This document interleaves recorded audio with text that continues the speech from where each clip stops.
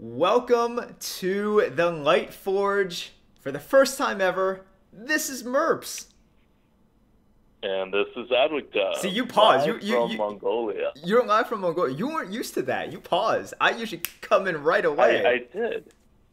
Oh, you start before I even end, like before sound stop coming out of my throat. I know. The transition. That's when you start. I can't just take that smooth. That is like years of practice. Like literally like 2.5 years of practice. I know. So, whether you're listening to this on, your podcasts, like whatever device, or you're watching this through YouTube, you probably know ADWCTA is not with us currently.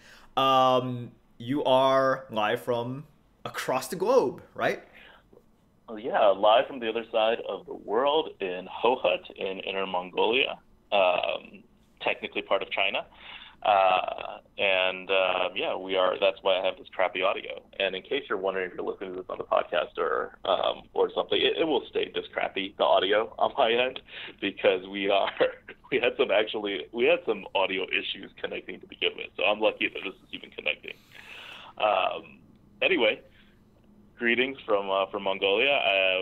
We wanted to record this pre-recorded, but we then thought, one, we're running out of time for this wild stuff and all that, and two, surely they'll give us more information about offering odds of wild between when I left the country a week ago and today. So we might as well, do a live thing, and so we get all the information to you guys, and so we can really prepare you guys for wild. And it has been a week since I have left the U.S., and what are the offering odds like, Burps? I haven't really been keeping up. Oh, wow. You missed so much. I mean, so much has happened. All this information has come out. But, okay, so in reality, not much has happened.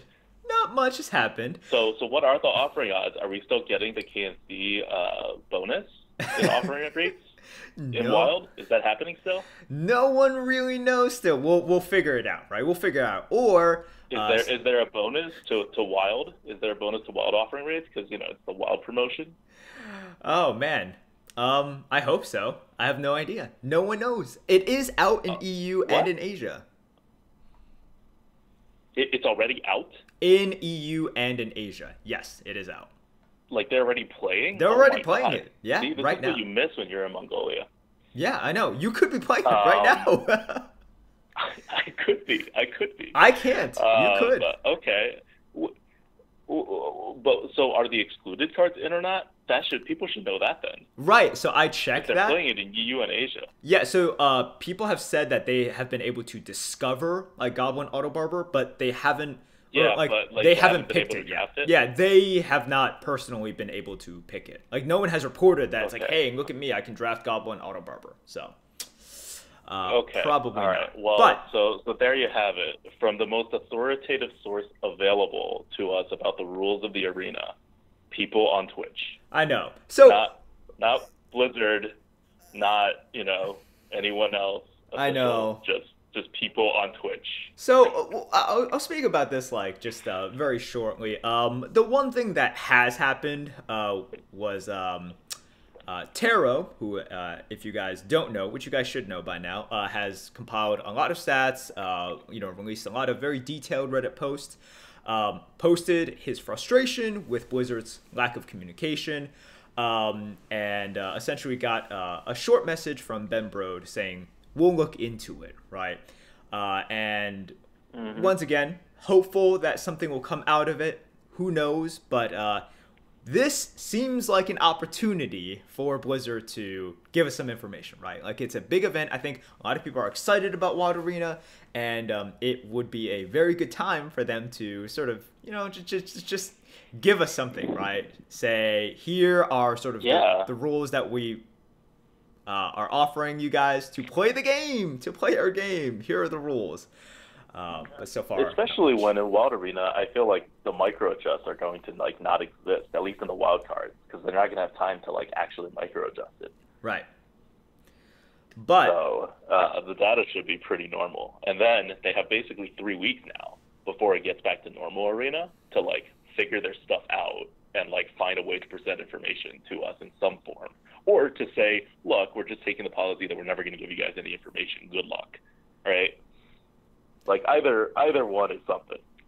Right, right. And this is something which, once again, and I know I compare it with Overwatch quite a bit, but if you look at like the Overwatch model, like for a lot of characters in Overwatch, Blizzard basically said, we're not going to be working on this, even though a lot of people complain about it, because X, Y, and Z, right? For example, and Yeah. I won't go into this too much, but like the character Hanzo, right? They're changing it now, or they said we're looking at it now, but for many years, a lot of people complained about Hanzo's sort of like, quote, cheap ability to just get an insta-kill anywhere on the map, right? Because of scatter. And they're just like... On tanks. Right, on tanks. And they're just on like... tanks, no less. Right. And they're just like, you know what? We understand, but we're not going to touch this right now. Like, but like we hear you guys... But we're not going to touch this. And while this. they're doing that, they actually were fixing a bunch of other stuff with the game on a very frequent basis. So it's not like they just said, "Oh, we're going to leave this alone," and then like sat there for a while. It's like this is the one issue that they're like, "We're going to shelve this, and we're going to work on all these other things." And then they revisited it like a year after, and now they're looking into it, right? Yeah. They said, and in the latest video, they've said, here are the changes we've considered. X, Y, and Z, like completely changing the ability to making it like not hit on the ground. But anyways, don't want to go too much into that. It's just an example of something we appreciate, and I think, you know, doing it the quote right way, right? Even when you don't consider something, I think that's the right way to not consider something. Yeah, and we're not going to spend more time on this episode talking about stuff like that. We'll try to get Taro actually on the Lightforge in one of the upcoming weeks, after my grand return to the U.S. and when I no longer sound like a tin man, I assume, to actually talk more about, you know, Blizzard communications and how like the arena community and Blizzard work together and all that stuff. But for now, what you're really interested in, let's talk about Wild. It's apparently already live on 2 of the 3 servers, and it's very different. Like, this is hugely meta shaking. This is like dual classes level, probably more so because you're actually adding a whole crap ton of cards. Right. By the way, this is sort of just live breaking news stats. It does so for further confirmation. Someone just pulled the HS replay stats. Piloted Shredder in Rogue has been played 710 times. Goblin Autobarber has only been played 3 times. So I think it's fair to say that you can't draft it. Yep. Anyways, go on. Yeah. So we're going to walk around with the assumptions. That has been the assumption we've been working under, both in the tier list update and in the, and in our analysis, is that those cards that were excluded from the arena back in the day, and if you're wondering what we're talking about with these excluded cards, at some point early on in the balancing process, before they were micro-adjust, Blizzard just took a bunch of the good cards out of the top classes, which are Mage and Rogue. And then they took a ton of bad cards out of, like, really bad classes. So most of those cards are now in the Wild set. So we don't think about it too much. But that's the reason why, like, Faceless Summoner, for example, is still not available in the arena, even though it's a Old Gods card that would normally be in Standard. Anyway, so all those cards are still gone, which means that when Rogue comes back, it's not going to be all that powerful compared to what you may think. Compared to your memories, your fond memories of the early Rogue days in GVG or in TGT, because they banned up a whole bunch of cards. Yeah, and now it's because what you remember of like Wild Rogue and Wild Mage as well, the meta was very different, right? So we're not going back to your remembered Wild days. We're creating a new Wild. This is like new Wild, right? A mammoth Wild. I mean, pretty much it. And I'm sure you have your talking points, and you're going to talk about how this Wild is different from the Wild that we remember, right? This isn't sort of blast to the past and us going back to something that you perhaps fondly remembered before. This is us creating a new world by mixing the old with the new. Yeah. So if you're thinking, so there's three ways to think about it. You can think about it from where these sets started, right? With where there was GVG and then there was TGT, and those are the wild sets. You may think about when those expansions hit. It's nothing like that because there are all these other cards, right? Like wild is coming back, but we're not getting rid of any sets or anything. So that's not anything going, like this is not the TGT meta or the GVG meta at all. The other way to look at it is that it's going to be kind of similar to before the standard rotation in that 1 month of February when it was basically MSG, but with the 7.1 rules. And I think that is somewhat closer to what we're going to get. If you remember that 1 month, it was when 7.1 rolled out before the next expansion hit with the rotation. And a lot of people hated that time. Like a month and a half or something. Yeah, and a lot of people hated that meta because the 7.1 rules were like kind of awful and are still kind of awful. But on top of that, there was not even like a weapon offering bonus, and it was very much like we called that the threat and response meta. Like that was the beginning of the threat and response meta. Right, and that was before we had the recent expansions in which we've basically seen, for lack of a better word, power creep and like even stronger removals and stronger swing cards. Right. Yes. Yeah. Exactly. So the way we're going to approach it is we're actually going to start with what you know the best, which is the KNC meta, and we're going to work backwards and integrate all of these cards in. So the 7.1 rules are still there with the increased offering bonus to spells and the rarity offering rates of commons and rares being basically the same, and epic being offered at only half the rate instead of like basically never being offered. And we're going to look at it step by step. So we're going to divide it into first the curve, which I know everyone's really interested in because anybody with any memories of Wild remembers that there was a curve. Like it was curve stone. Like you had to have a 2. Having a 1 was really nice, or you had to have a 3. If you ever missed your curve, you were kind of dead. And they either remember that fondly, as in there was some kind of order to this game, or they remember it not so fondly, as in this is basically the equivalent of like Magic the Gathering getting mana screwed, right? Where you can't control whether you get a 2 or a 3, right? And if you miss one of those and your opponent doesn't, you've lost like 80% of the time. And that's not very like fair or fun.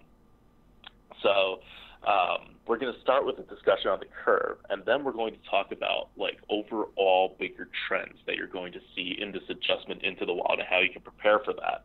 And finally, we're going to talk about how you're going to deal with each particular class and some things about I'm going to have a whole list of like things to not do, because I think probably more so than people not reacting to changes are people overreacting to changes, especially if you're the kind of person who listens to this podcast. Like, I think you're more likely to overreact to the changes and hurt your gameplay than you are to, like, pretend it's still KNC. Right. Yeah, that makes sense. So those are our, like, 3 big segments. And let's get rolling. The first one in the curve, I'll just let you, we're just going to go chronologically, not chronologically. What do I call it? Alphabetically, not alphabetically, numerically, like counting, like little kid counting 1, 2, 3. So we're going to start with 1. Okay. 1 mana cost card on the 1 curve, and I'll leave this to you because I'm clearly unable to express myself. By the way, this is why I never stream in the morning. It's like 7 a.m. here. I've been up since 5 a.m. like doing tier list stuff and whatever, and it's not like I'm tired, but my mind just does not function at this early time in the same way that it normally functions when I'm streaming. Anyway, you're going to get an even worse version of on this podcast than you normally do. So the 1 curve, which, we see some 1 drops today, right? There's Glacial Shard, there's Atris Veteran, you still have Mistress of Mixtures. What's coming in? What's the big player coming into the 1 drop? Oh, man. For those of you who remember Naxxramas, and everything that came after that, we got the big daddy of early game coming back, the Zombie Chow. So once again, for those of you who started playing recently, Zombie Chow is a 1 mana 2/3 minion with the death rattle that says restore 5 health to the enemy hero. So you're gaining stats in exchange for potentially healing your opponent's face a little bit more. And that is like going to be a super premium card. Well, I'm going to tell you right now, that's a card that's better than Bone Mare. On the tier list, Zombie Chow, not for every class, but on average, it is going to be rated above a Bone Mare. Yeah. And Nerf that Bone Mare. was the case. Nerf Bone Mare. Right, right. I think it's still below a Primordial Drake. I'm not 100% sure, but it's around that level. It's definitely below a Basilisk. Right. Which is now the number one like neutral card. And we'll get into that more when we talk about 3-drops. But Zombie Chow is a super, super premium card. It's an auto pick. You always take it. And if you've never played a Wild before, you may not understand why Zombie Chow is so amazing. Like, sure, 1 mana 2/3 seems good. But is it really that game-changing in a game where the curve is, not as solid as it was before? And the answer is yes. It's still that game-changing. It is 1 mana for a potential 2-drop. And it has essentially no downside. You heal your opponent for 5. If you play it early on, it doesn't even matter. You probably haven't gotten damage to your opponent's face yet. Like, you just can't use it to deal face damage effectively. Like, it doesn't really matter. It's an insane card. It will eat 1-drops. It will trade with 2-drops. It will, be a 1 mana, 2 damage card later on in the game, too. Like, there are no downsides. Yeah, it's really good. And we've talked about this before as well. It's just sort of unfair, the percent, the percentage of stats that you get, right? Like, if on turn 4, you're supposed to get a Yeti. But if on turn 4, you get a 5/6, that's only about, 25%-ish, a little bit less than 25%, sort of bonus stats, right? But Zombie Chow, you're supposed to get 2/1 or a 1/2, 3 stats. You actually get 5 stats here. It's ridiculous. Like, the percent of statistics that you get, you shouldn't be allowed to get this. And with a lot of bonuses, in order to gain tempo, you also lose a little bit of tempo as well. For example, you have that what was it? That 4 mana. Nubarak. Yeah. A Nubarak is a good example. Was it even something like Hilnir Frostrider? Like, sometimes you lose initiative, or you lose something board centric, right? With this, you might lose some face damage, maybe. But if you get out on turn 1, you probably don't anyways. So Zombie Chow is ridiculously insane, and it's what started the tempo meta, and it's what made Blizzard be like, oh my gosh, this is we can't do this. They learned from Zombie Chow that this is an area that we explored, and it's too dangerous for us to go down this path ever again. And now it's back for your enjoyment. Welcome back to the Zombie Chow meta, guys. And in all seriousness, none of these cards that we mentioned you're going to see too frequently, even though it is wild, because there's so many cards. Right. But it just means this is super premium. Take it, take it, play it. Don't worry about if you are control, right? Because even if you're control, Zombie Chow will prevent a lot of damage to your face. Take Zombie Chow, and if you're control, the downside doesn't matter at all. So very good. There's also Tournament SND, Clockwork Gnome. Tournament SND is a 2/1 taunt. Clockwork Gnome gives you a spare part. There's things, they exist. You'll play them. They're okay 1-drops. So the 1-drop curve is fine. Now, the more interesting part that's going to happen is with the 2-drop curve. Yes. So GVG, one of the I think of WoW that's coming in as 3 sets. It's GVG, it's TGT, and it's The Adventures, which is Blackrock Mountain, Nax, and League of Explorers. Yep. Because when you add together all the cards, it's about the same. It's 120-ish. And GVG, which is a third of the set that's coming in, has more 2-drops in it than the entirety of the 3 sets that we got last year. Oh, yeah. Let's just let that sink in for a second. GVG itself, that one set has more than 3 sets worth of 2-drops. and by like some margin. I'm not like just like, oh, there's one more. It's like by a fair margin. And you add to that, TGT was no slouch either, and all the expansions also had a 2-drop added in, except for League of Explorers. Yeah, it's going to be really, really sick. I mean, so when you were talking about GVG, I'm just going to list off all of the 2-mana neutral minions that are draftable, okay? And it's going to be insane because if you guys just have played the recent expansions, you'll just be like, wait. I'm used to like 1 neutral 2-drop, right?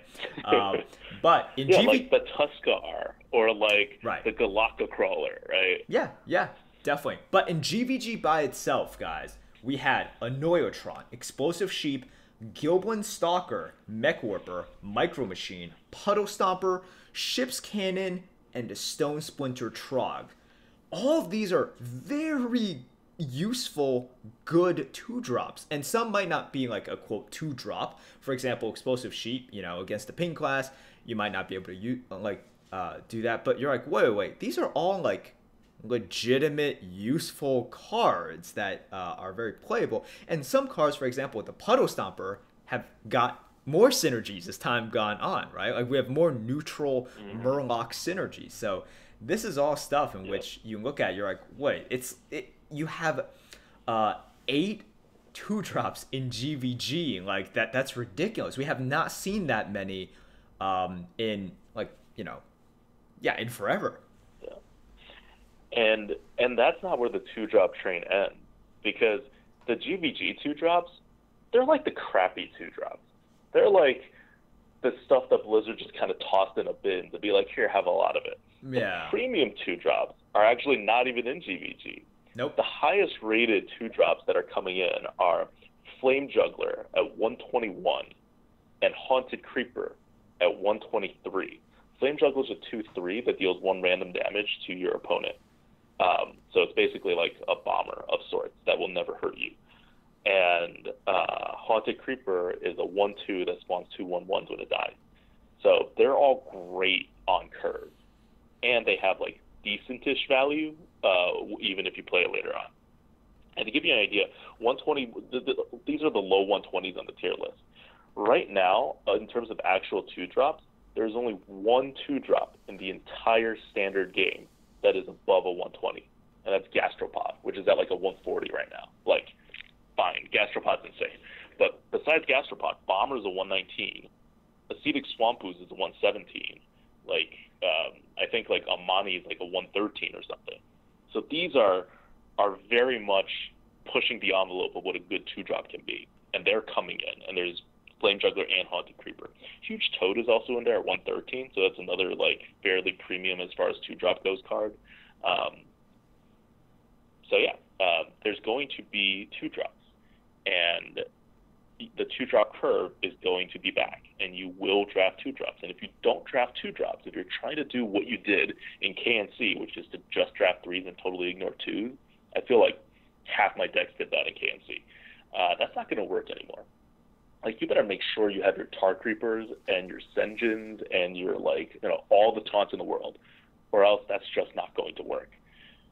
Because your opponent, and even if you have all the taunts in the world, your opponent could just put down a 2-drop like a Raptor, and if you don't remove the Raptor, they can keep removing everything you put down. Like, think of a Shaman, right?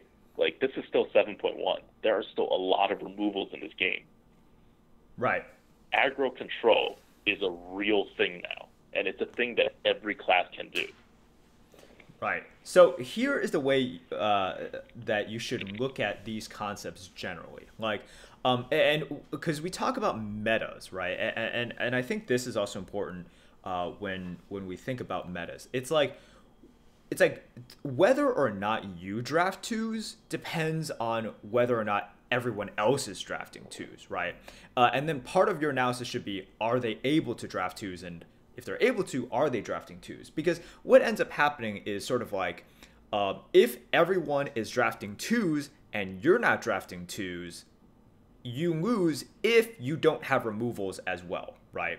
So, and we say that because previously in many other like historical metas, the last part of what I said, if you have enough removals, you never had that many AoEs, that many removals. So you always needed to keep up with your opponent. But what really changed recently was not only were twos sort of not available to both people. So like you didn't need them because the other person didn't need them as well. And like it just got into a scenario. Have them, yeah. Right, like the person who drafted twos like kind of lost because their size was a little bit too small, right? And even if you didn't draft twos and the other person did, you have enough removals, so you're okay. So that's sort of like how the meta forms, right? But it's also why when we talk about it's like, oh, we need to draft twos again. Some people might be like, well, no, like. I can just win by just playing the same way, right? Like they might get the first part of like the meta formation, but not the second part. And what we want to say is like you have to think about both of these factors together. Yep. And if you do want to draft a control deck, it's not saying control decks are dead. It's not saying you definitely need 2 drops, but like make sure you have the board clears, make sure you have the actual removals. Taunts only get you so far. Like a lot of things were relying on taunts in any of the 3 prior metas, right? Like ever since Angora, there was a lot of taunt reliant. And that doesn't work as well when you have a ton of 2 drops because you have to taunt earlier and your taunts fall like a bit faster. That extra 2-3 damage is the difference of like you losing like 15 health. Okay.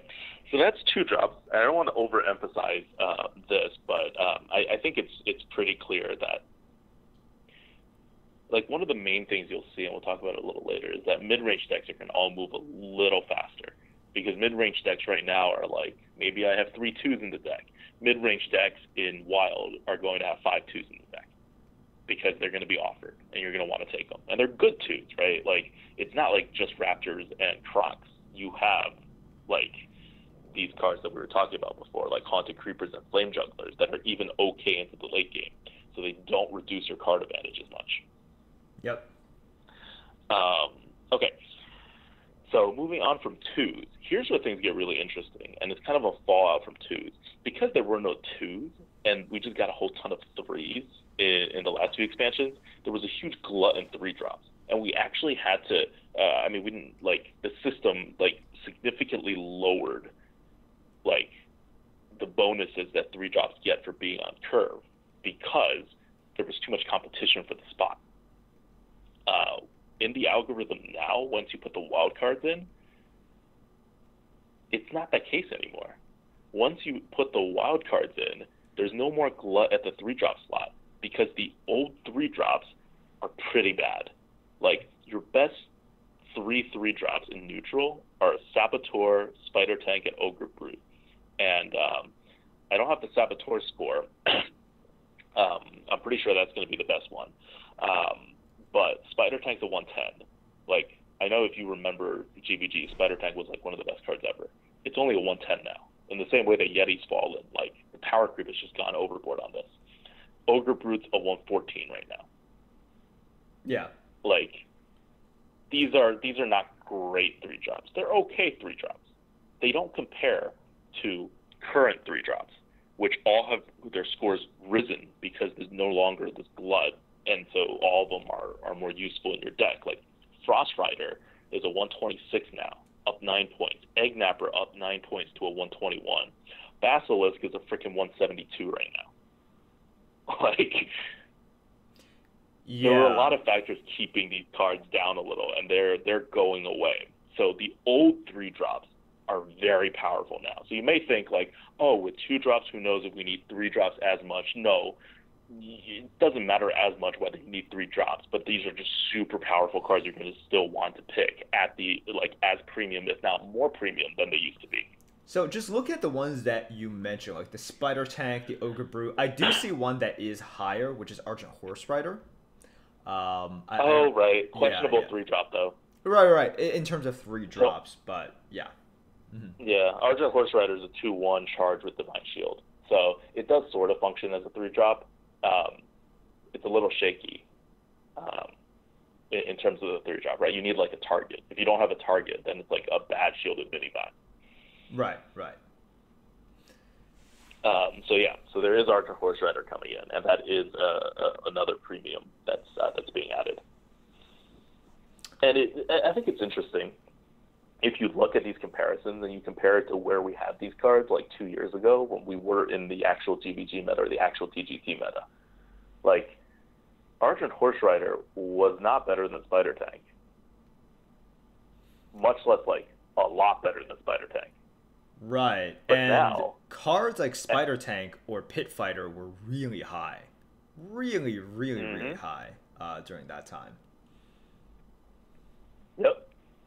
And while cards like Fireball, for example, like got a little worse, but not too much worse, cards like Spider Tank and Yeti have like really gone downhill because things got more fancy, more complex. When things are simple, your well-statted minions on curve work really well. When things get complicated, there are more ways to deal with them, and so their scores drop. So that's an interesting thing I found once we ran these scores again. Pit Fighter, for example, when we moved to 5-drops, that's only a 103.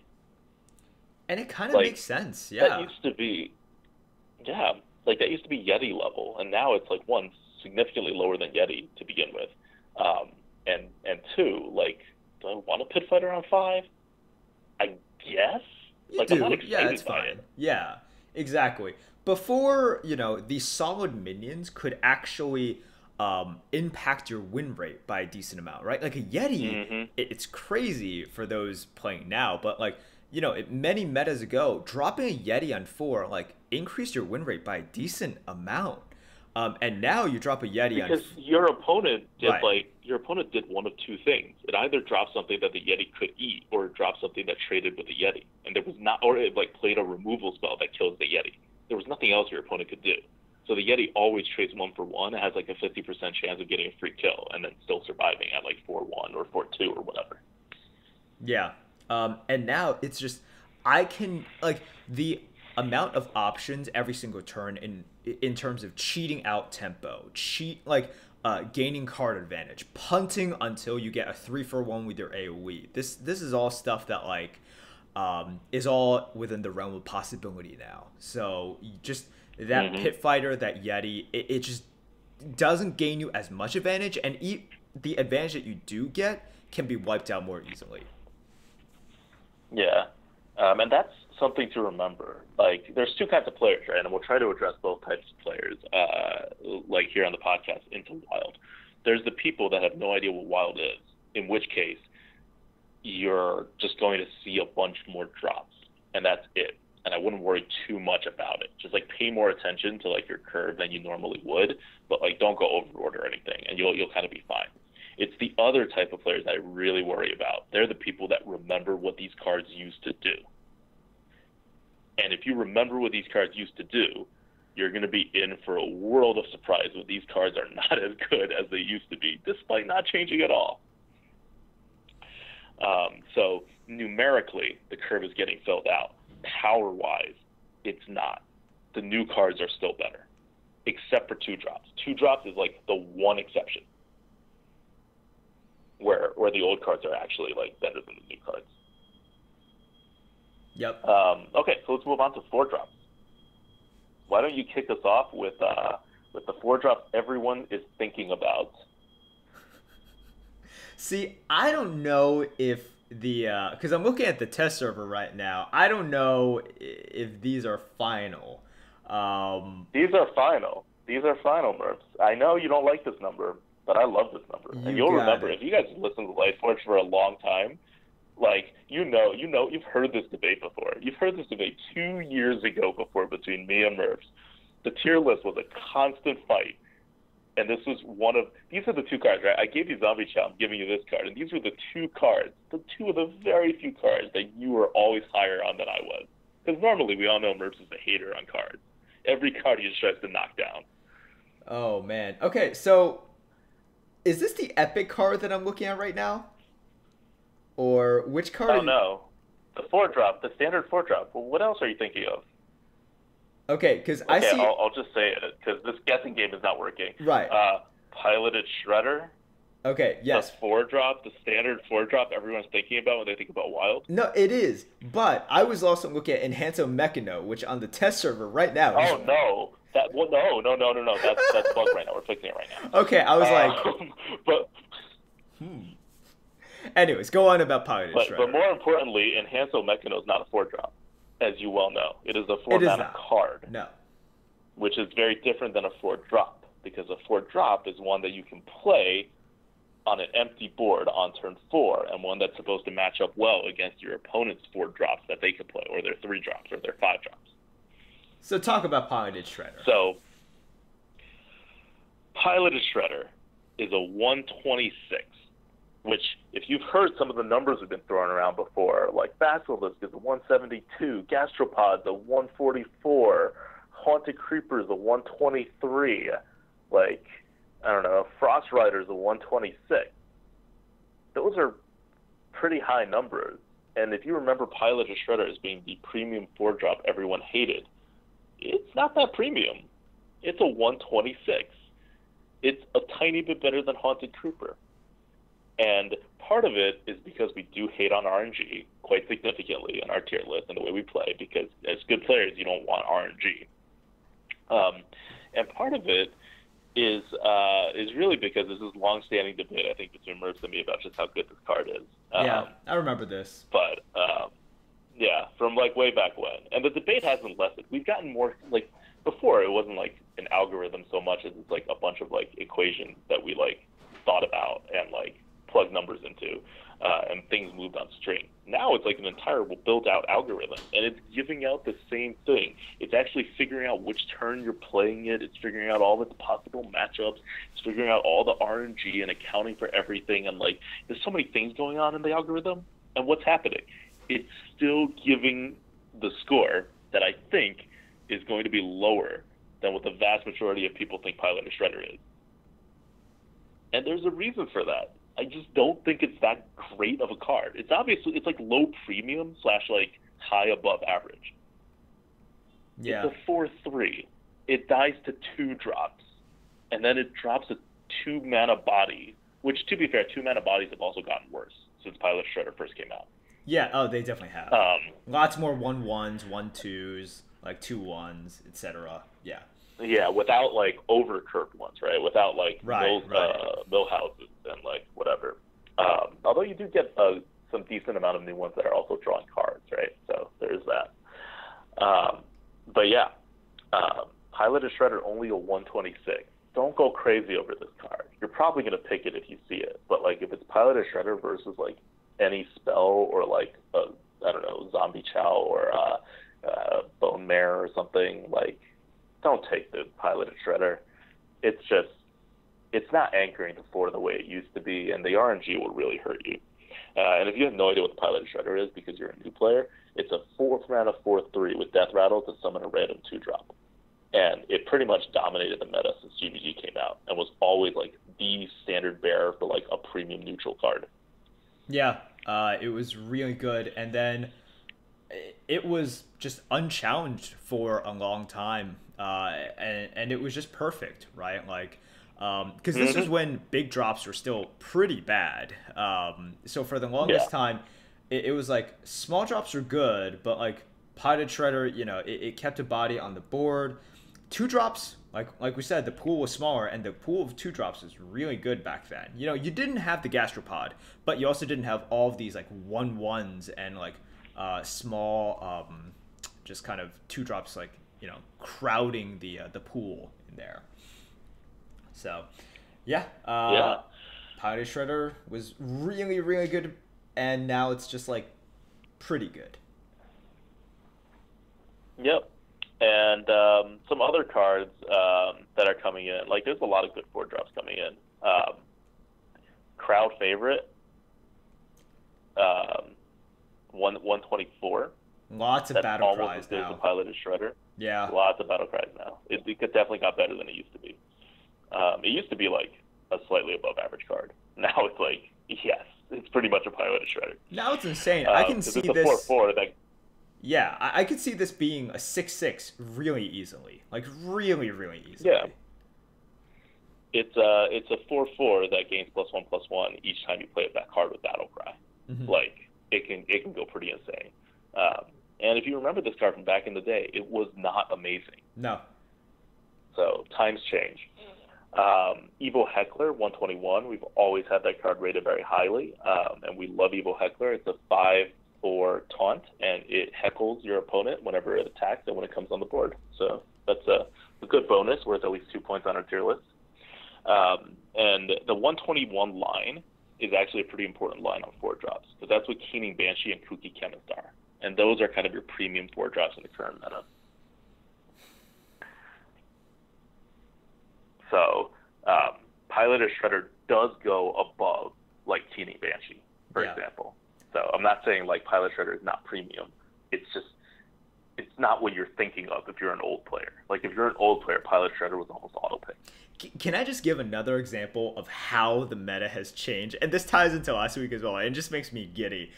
Going back to 3-drops for a second. Also, I'm hoping this is the final score. Hobgoblin. Yes, it's not changing, right?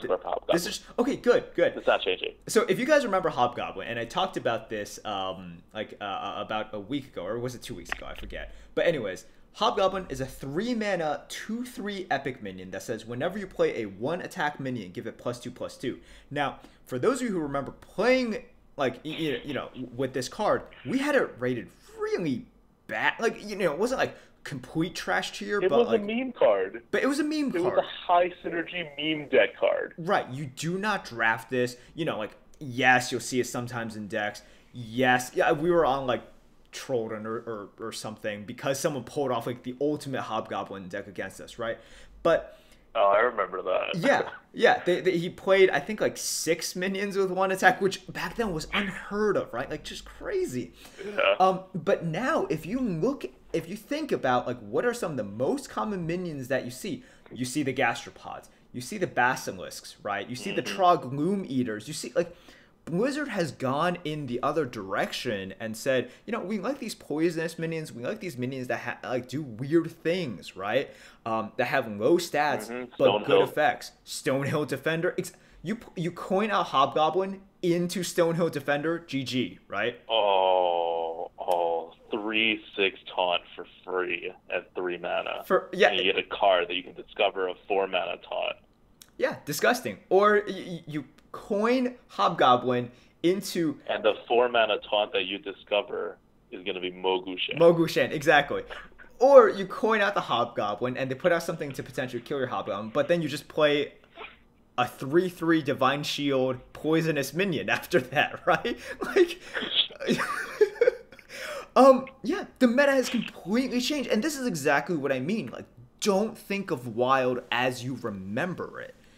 Like, this is a great meta now for Hobgoblin. It's crazy. It's absolutely insane. It's a wonderful Hobgoblin meta. Oh my gosh. Get ready, guys. You're about to get Hobgoblin owned.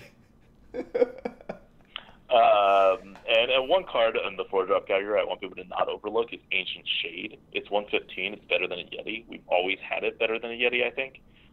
Or very close to a Yeti, at least. And it's a 7/4 for 4 mana that also puts like something in your deck that I think you take 8 damage or something like that if you draw it, like a card in your deck. That's all algorithmed out. Your chances of drawing the card and all that. It's just don't let the fact that it's kind of RNG like ruin it for you. It's still a 7/4 card for 4 mana when you should be getting a 5/4 card. Yep. Because I know there are some people who just like never take that card. Like, they lost, like, 1 game to it, and they're like, oh, my God, this is the worst card ever. All right. Okay, and I'll just run over the 5-drops. We're kind of, like, leading LA. I'm not going to talk about 6-drops or, like, above curves. But for 5-drops, you get the Sludge Belcher. That's 112. Another one of those cards where, like, it was really insanely good back in the day.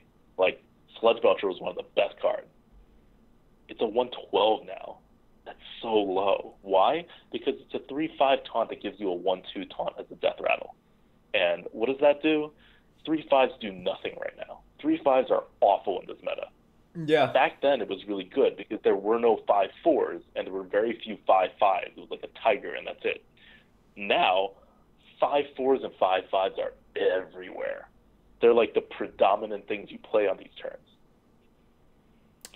Yep. And Hit Fighter, again, we talked about was 103. No, sorry, go ahead. Yeah. Also, I'm just gonna throw this out there. Hemet Nestingwary, really high. It's no longer a meme card either. It's actually really good. We have it currently at a 147. I looked at it. I was surprised for a second. I was like, that makes sense. There's a lot of beasts. There's a lot of really big beasts too. There's a ton of beasts.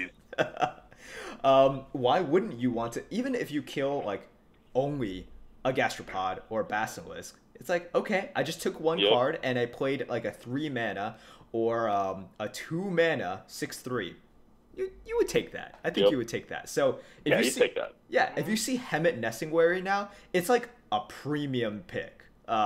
You could obviously still get better on legendaries, but I remember back then as well. It's like oh my gosh, why would you ever take Hemet? Because they're just the beasts back then were not as plentiful and they were much weaker, much weaker. Now you have nesting rocks as well. Is like a tiger. Yeah, exactly. And a tiger with stealth, so you weren't gonna actually kill a tiger. You were gonna kill like half a tiger. Yeah, it's crazy. Now you have nesting rocks as well. You can kill a mammoth. You can do the ultimate Hemet Nestingwary like role play and just like shoot down a mammoth. It's gonna be good. Anyway, sorry. This just makes me happy, you know.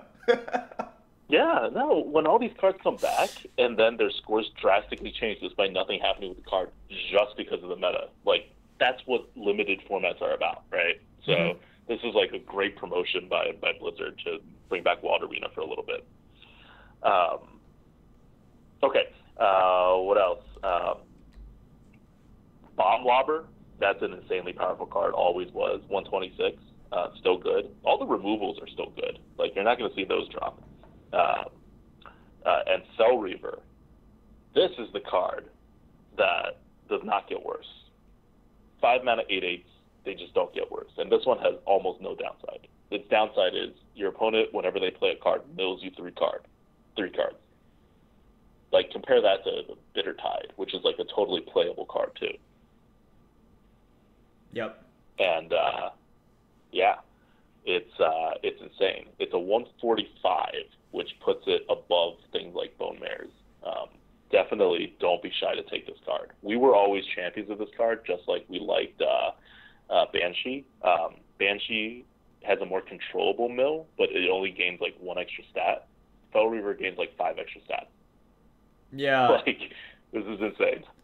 Yeah, it's really freaking good. And for those of you, like, some people will shy away from this because they just seeing all those cards getting burned.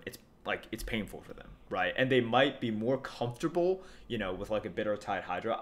We will say it's definitely more likely that the lost health is going to be more game-changing. Much more likely. Right, much more likely than them sort of burning your cards. So don't be afraid to pick Fel Reaver. You can just win the game off of Fel Reaver. The only time in which, like, once again, this matters is in those like control v control matchups, and it just seems like with the influx of 2-drops and everything, Fel Reaver should be really good in these games. Yeah. All right. Well, I think that wraps up our curve things. We won't talk about things that are, larger than that, not because they're not important, but because they don't really impact the curve. And I kind of want to bring it back to, like, how you treat the curve, right? Like, in a draft, you're just going to end up with these cards. That's how metas partially get determined. Like, you're going to see these cards, you're going to have to pick them because you're going to be offered, like, a 2-drop and 2 really bad cards. And so you take the 2-drop. And so all of your curves are going to look a little nicer now compared to before, especially at the 2-drop slot. But don't go overboard with valuing these, with like thinking that the old cards are so good. The old cards at the 4-drop slot are okay. On the 3-drop slot are not as good as new cards. On the 2-drop slot are better than new cards. That's your general like compass, I think, when it comes to picking these cards. And in the same way, when you're facing opponents now, in Wild, you have a very smooth curve. You can't play these. Like, I think one of the things that was definitely part of KNC and KFT is that your 4-drop is pretty weak compared to your 3-drop. that's because they operate all the powerful 3-drops, and that the 4-drops are actually pretty normal cards. Well, we have some like decently powered 4-drops coming in, and all the 3-drops coming in are pretty crappy power-wise. So that's going to very much even out. So part of like the tempo of the game, as you're like used to seeing it, not only on there's more 2-drop sides that you have to deal with, but also like it's just going to smooth out. You're not going to be able to play that advantage that's like, oh, like I really need to lock down turn 3 because turn 4 is not going to be as impactful. Like that doesn't exist anymore. Right. Every turn is equally impactful on the curve from 1 onward. Yep. So this is pretty good. And for those of you got like questioning, well, what does happen after turn 5? We didn't really mention it, but you're gonna get old favorites, like what was it, Captured Jormungandr, right? But big drops were not that great back then. Like in terms of big drops, the big drops now are definitely more impactful, just better. Even the boring ones like Giant Mastodon. If we had gotten a Giant Mastodon like a year and a half ago, we would have just like, wait, what? Like that's insane. They released this card? Like it's so good. But the big daddy of big drops is still North Sea Kraken, right? It's going to be very high in the tier list. Mm-hmm. You're going to see a lot. For those of you who are not aware, 9 mana, 9/7 minion, Battlecry, deal 4 damage. And it really was the first time that Blizzard was just like, okay, no one's going to use this in Constructed. Let's take this opportunity to, give Arena something, right? Hopefully that's what they thought. And they're like, you just don't play big minions unless they are kind of slightly overpowered, right? Like they have to be really, really good. So it's like, especially at 9 mana, such an awkward mana. It's really awkward. So this is just sort of like like it's not even charge, right? You can just like go anywhere with the 4 damage, and it's the including face, right? Which some people use, and 4 damage is a decent amount. But this was the first time which they were just like, okay, even though we're pairing 2 good things together, a big body, initiative, and just random damage, we're pairing all of these together. We're not having a penalty for it. The penalty is the big card itself. So we're gonna like offset that penalty and make people actually want to play this, And Kraken and that's gonna come in at a 1. Yeah. It's gonna be a 140, right? It's gonna be around a 140. Yep.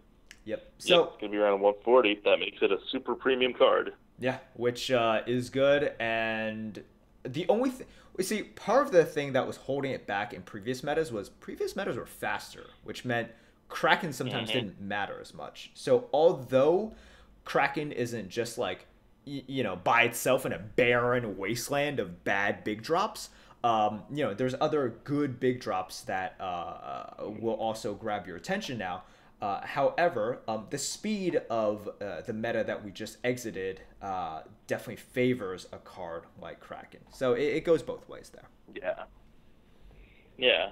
Like it's really interesting if you look at it. If you remember like Wild or like even MSG, like the good cards were like Pilot or Shredder was good. Like these are just all good cards in your memory. And then when you look at how these cards are now in Wild, the Polar are still good. Your giant cards like Kraken, they still hold up.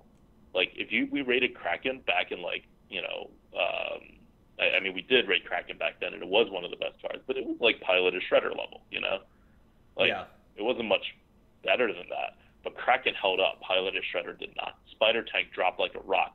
Zombie Chow held up. Haunted Creeper is kind of okay. I think it's sort of held up, sort of not, right, at like 121. But at the polar ends of the spectrum, your 1-drops and 9-drops are doing fine. Your 5-mana 8/8s are doing fine. But that hollowed out middle is where the power creep really has been happening on your 3-drops, on your 4-drops, on your 5-drops. And that's reflected in these tier scores. All right, so let's move on to trends, right? I think we covered it a lot as we were talking about the curve. So one of the trends is 2-drops are back. No more Glut at 3. That's a pretty big one. You'll notice. Another one we were talking about Kraken. Bomb Lobber, also we talked about before, which is deal 4 damage to a random target minion, and it's a 5 mana 2/2 body. Between Kraken and Bomb Lobber, you just got 2 more 4 damage cards. And you already have one in Argent Commander. Yep. So the number of neutral cards that deal 4 damage has drastically risen. You should just expect to have 4 damage dealt to you by neutral cards.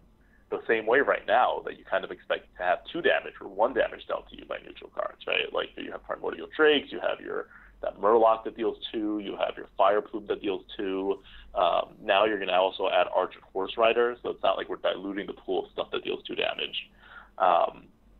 You have a Bluegill, 1 damage, obviously, but a lot of pain. So the safe spot right now is like at 3, because nothing deals 3 damage.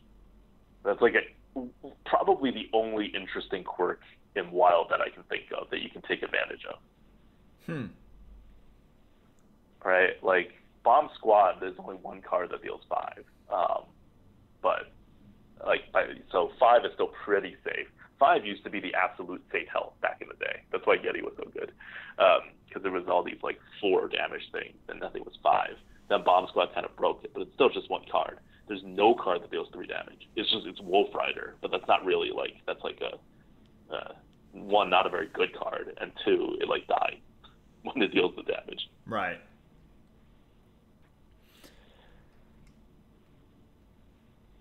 So yeah, keep things at 3 health if possible.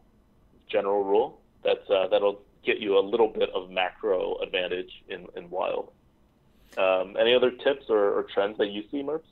No, the way I think about this as well is like, it would be nice to know the offering rates for these cards, right? Because a lot of what we're talking about now, what should you play against, what should you not play against in terms of just general themes, it does depend on like, well, how often are you going to see sort of these things, right?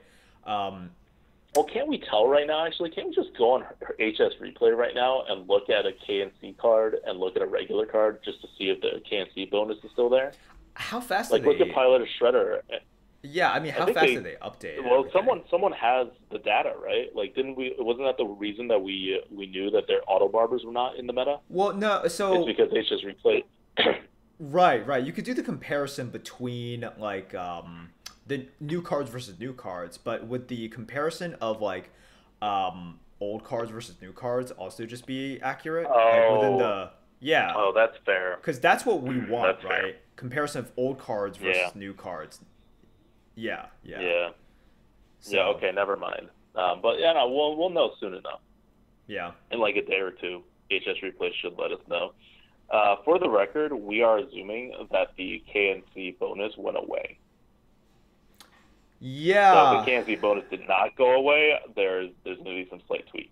Like when the tier list, if you're wondering where this tier list is, the Wild tier list will be up tomorrow. We did not expect it to come up today. So because Blizzard said it was coming on Monday, and I guess we just thought Monday meant North America Monday, not like Monday at your local time. Right. So the entire Wild tier list will be up like our normal thing, like if you remember from the Dual Classes promotion, and that'll be a thing tomorrow morning at Monday morning, so New York time. Yep. So people are reporting that it seems as though the KNC bonus is still there, but this is something we're not gonna say that it is. Definitively because the KNC bonus is also only plus 50%. Yeah, it's only plus 50%. It's not plus 100%. So its impact is more limited. Like in a pool of 1,000 cards, these cards show up instead of 100 times, 150 times, right? Like it's not the biggest thing. And now once you add Wall back, it's like in a pool of like 1,300 or 400 cards, this pool of 150 cards shows up like 225 times. Yep. So, we have people saying, oh, it's still there. Well, we need to give it a little bit of time and actually see. Like, because right now it seems like a lot of people are just like, oh, I heard it was from other people I heard from other people that was still there, and it seems like it's still there for me, so it's still there. Like, let's wait a little bit for the numbers. Yep. Yeah.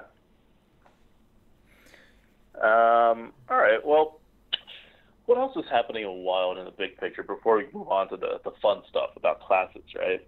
I think in general, when it comes to like control versus aggro, so one, like aggro is going to be back, right? We talked about this in the very beginning. Aggro control is going to be back. You're going to have your spells. You're going to have your low minions. Like that's going to be a thing.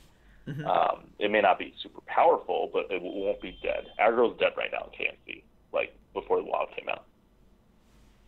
And because aggro will be a thing, card advantage will also be more swingy. Like imagine right now, I've always done this count in my head of like cards that are a 5/5 worth of stats or larger, right? In terms of card advantage. So like basically any kind of card draw or anything that's any minion that's a 5/5 or above. And it used to be that I would want like 5 of these cards in my deck. Now I want like 12 of these cards in my deck, or I'm not very comfortable. And some of these are like super over card advantage too, right? Like sprint levels, right? Like we're talking like think of the worm, right? The 7/7 that gives you 7/1/1s on the death rattle for 8 mana. Right. That's a huge card. So that has definitely risen since the time of Wild. Like since the time of like TGT, let's say, when the good number to have was 5. Now the good number to have is 12. And because we're adding parts of Wild back in, the number's probably going to go back down from 12 to like 10 or 9. And because right now there are so many super heavy card advantage cards, like the Worm, like Kraken, like Ultimate Infestation's an extreme example, you're going to get these decks that are just going to flat it, like Mages, right? Have like a bunch of like Cabala's Tome with other card draw things. Like you're just going to get these decks that out card advantage anything you may throw at them. Priests are a good example also, right? Like board clears are always high card advantage. And that's going to be a very swingy kind of matchup, where if you are a mid-range deck and you go up against a deck that has 1 or 2 of these super card advantage swingy decks, your whole entire game plan has to change the moment they use one of these cards. Because right now, what we consider mid-range is actually slow mid-range. So you can actually kind of play the card advantage game even with a card advantage deck. Like I've beaten so many control decks just by being on the board and eking out like 6 cards worth of advantage over the course of the game. And so I end up with more cards than them, even though they played like 3 Thought Steals, right? And like a Mind Control. But that's not going to be possible with a normal mid-range deck, which is what will happen in Wild. Like once you have the correct number of 2-drops, the traditional number of 2-drops in your deck, it's just going to be too small to keep up with these like new like card advantage decks. So that's definitely something to watch out for. That if you think you have like a normal like ish kind of mid-range deck and it has like a curve, you're not going to be able to play the card advantage game at all with these priests, these mages, these druids with ultimate infestation. Yep. Yeah, it's definitely true. Like you have to look out for what the average deck is now, and it's not always up to you, right? Like I think it's important to stress you don't always have a choice here. Yep. Like you have to pick the best deck that is given to you, and you're going to be offered a lot more 2s. So you're gonna, and if you don't take the Flame Jugglers, you're going to be taking like, and you're going to say I'm going to take these big cards. You're going to take really bad big cards. Big cards were not good back then. Like if you're taking wild big cards. There was a reason that Captured Your Mungar was like Mogor's champion. I know, right? But there was a reason why people looked at Captured Your Mungar. It's like, hey, this thing's like pretty good. This is pretty decent. I should draft this. And if you look at it now, you're just like, ew. Like if Captured Your Mungar came out now, people would just be like, I'm not picking this, right?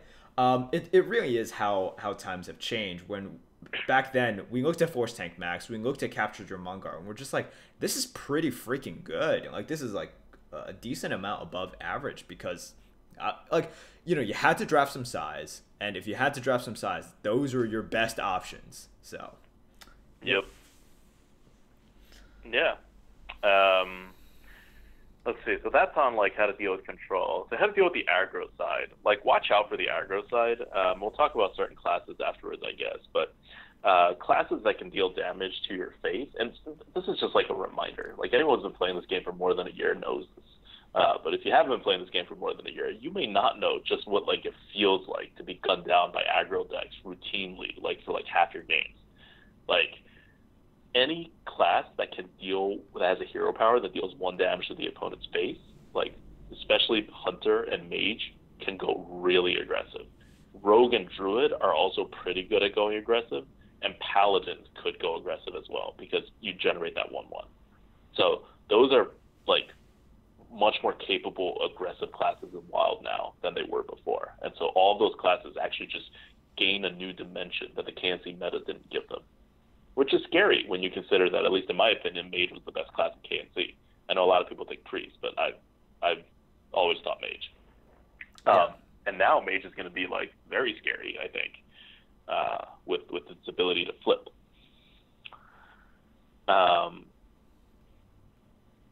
Okay.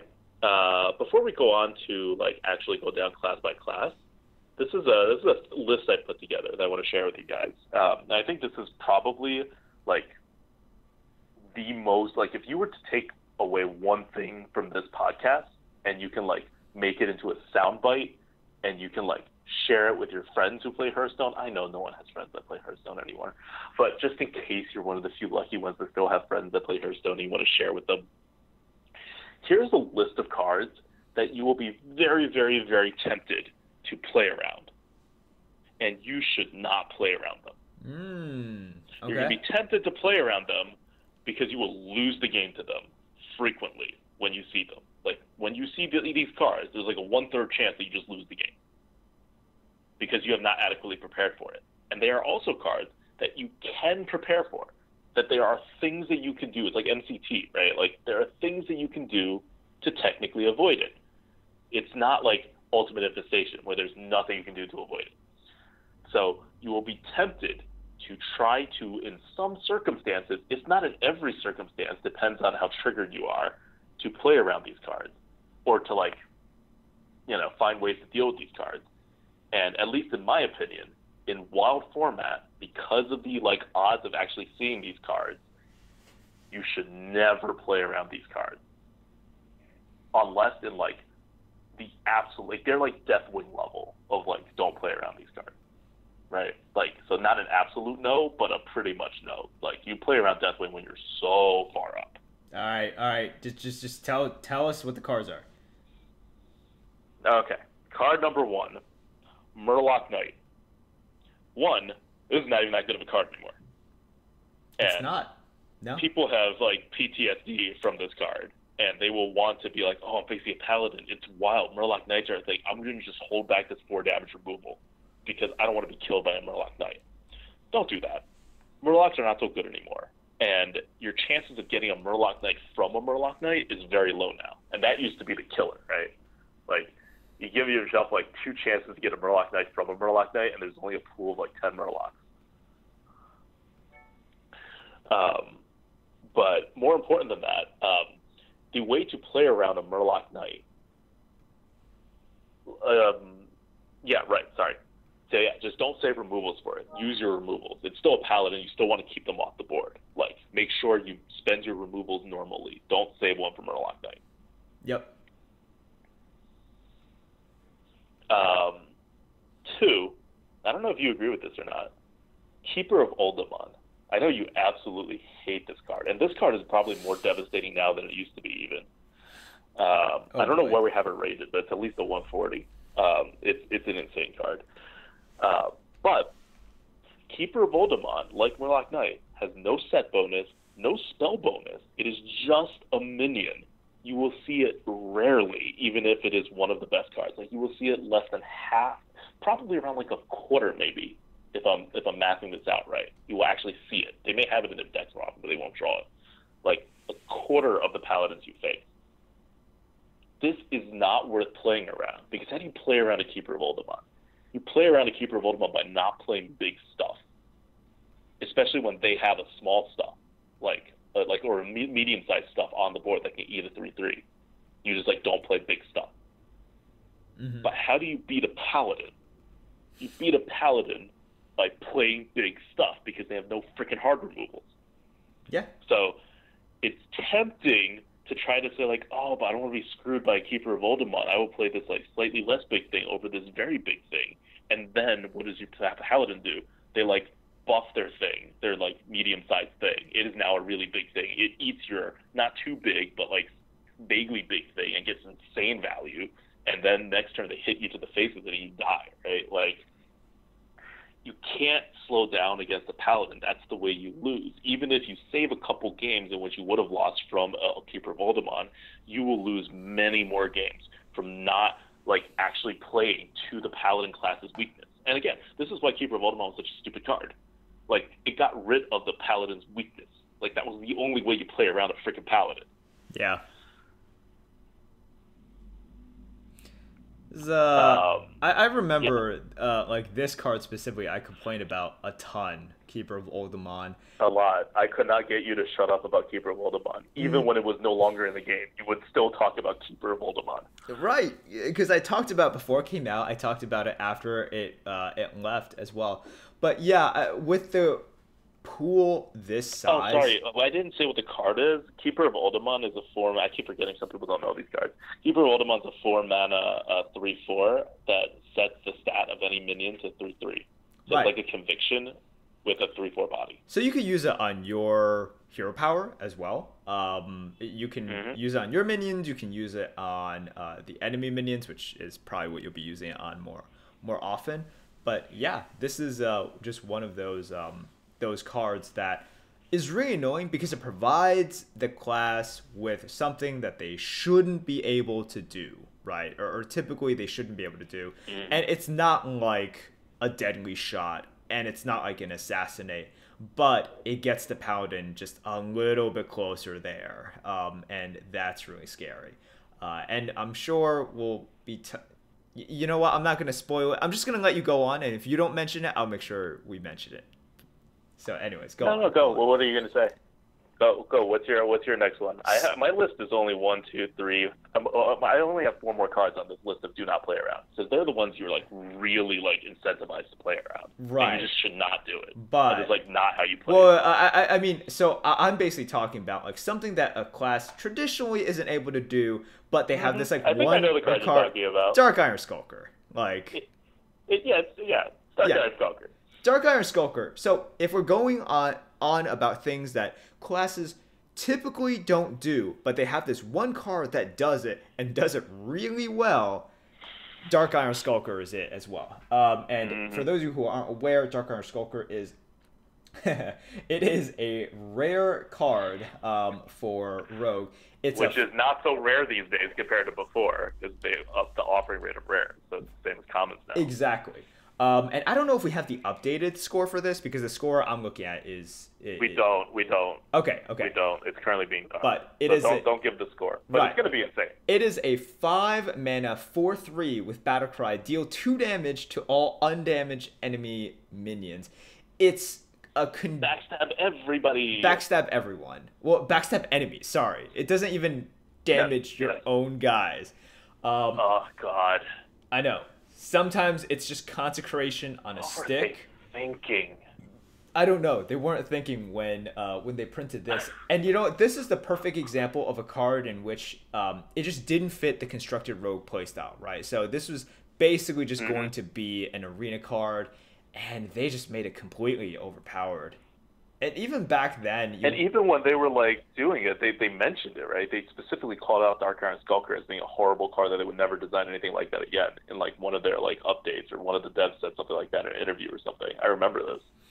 Yeah, you look at it and you're just like, why? What were you thinking? Like, you could have narrowed it... Like, you could have just made it not as bad in so many ways, right? Make it, like, a 2/2... That would have been okay as well. The problem is that it dealt 2 damage to everything, and it's a rogue card and board clear. Right. Like it has to like backstab for 1 on everything, right? Like that would make it okay. That would have been much better, but yeah, this is also one of those things where right now, like, how do you beat a rogue? there's neutral clears, unfortunately, right? There's Corrupted Seers, there's Primordial Drakes, but if you're facing a rogue, you know that, if you position correctly for Betrayal, and if you're not just keeping everything at 1 health, and to make sure you don't lose to Phantom Knives, you're relatively safe, Like, rogues, they can eviscerate, they can assassinate, but they don't have, like, the Dragonfires, they don't have the Hellfires, they don't have the Flame Strikes, they don't have those sort of cards.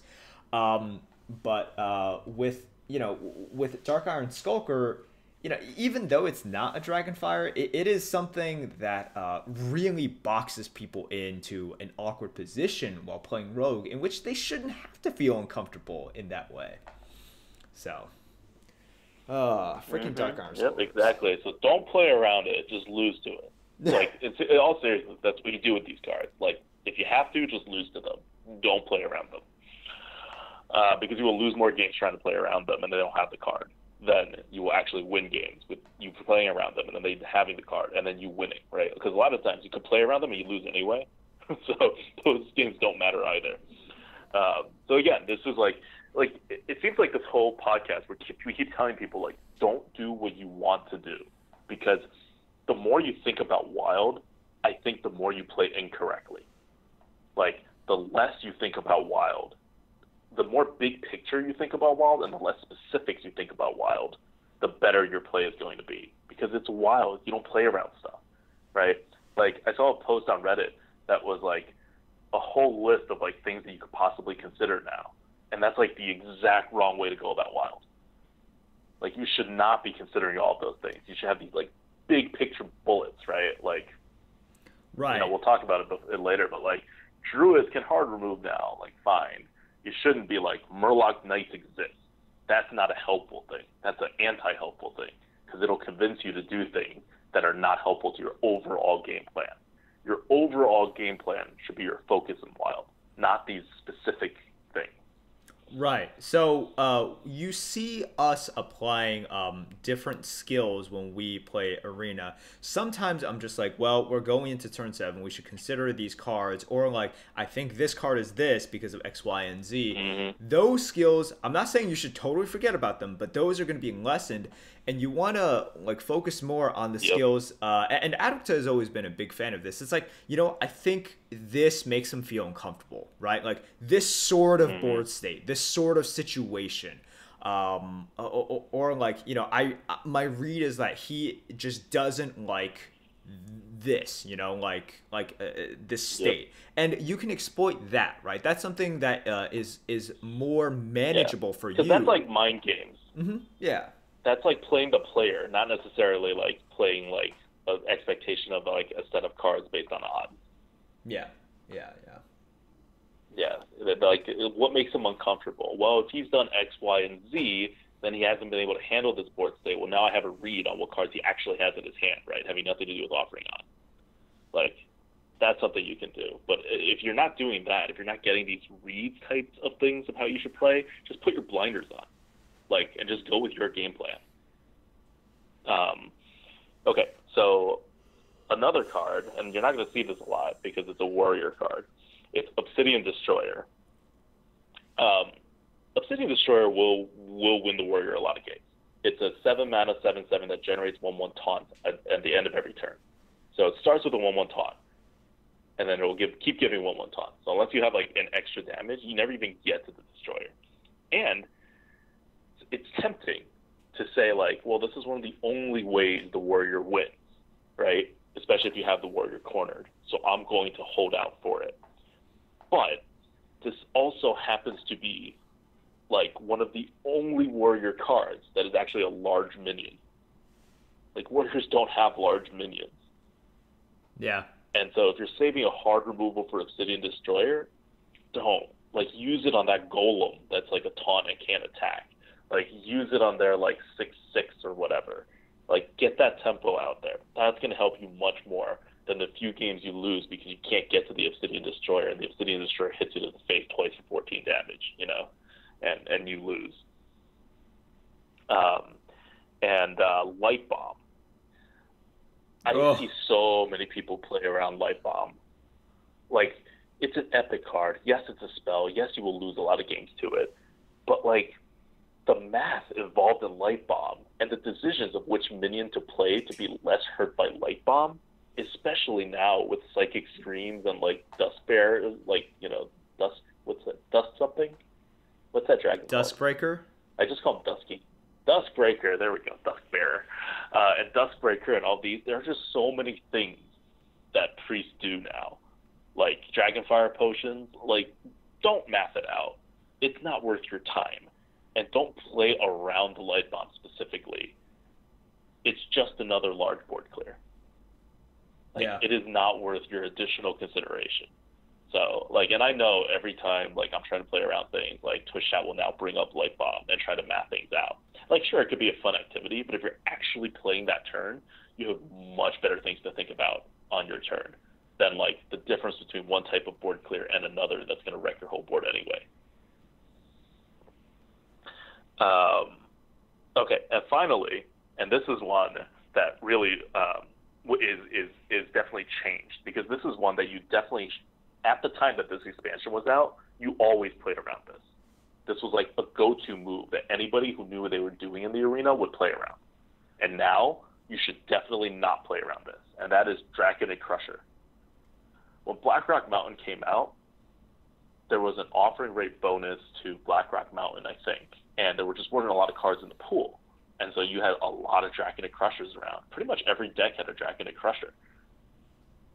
And so making sure you don't go below, and Draconic Crusher is a 6 mana 6/6 that becomes a 9/9 if your opponent has when it's summoned. Its battle cry is that if your opponent has 15 health or below, then it becomes a 9/9. Mm-hmm. And you would keep yourself above 15 health. That was like a very important thing, or else your opponent got a 6 mana 9/9 out on the board. And especially back then, a 6 mana 9/9, if you didn't have a hard removal, you couldn't deal with, because there weren't other big minions. It was just like by far the biggest minion ever. Now, this is going to appear so infrequently in your opponent's decks, like, don't even think about it. Just play normally. Think about it this way. Do you play around oozes?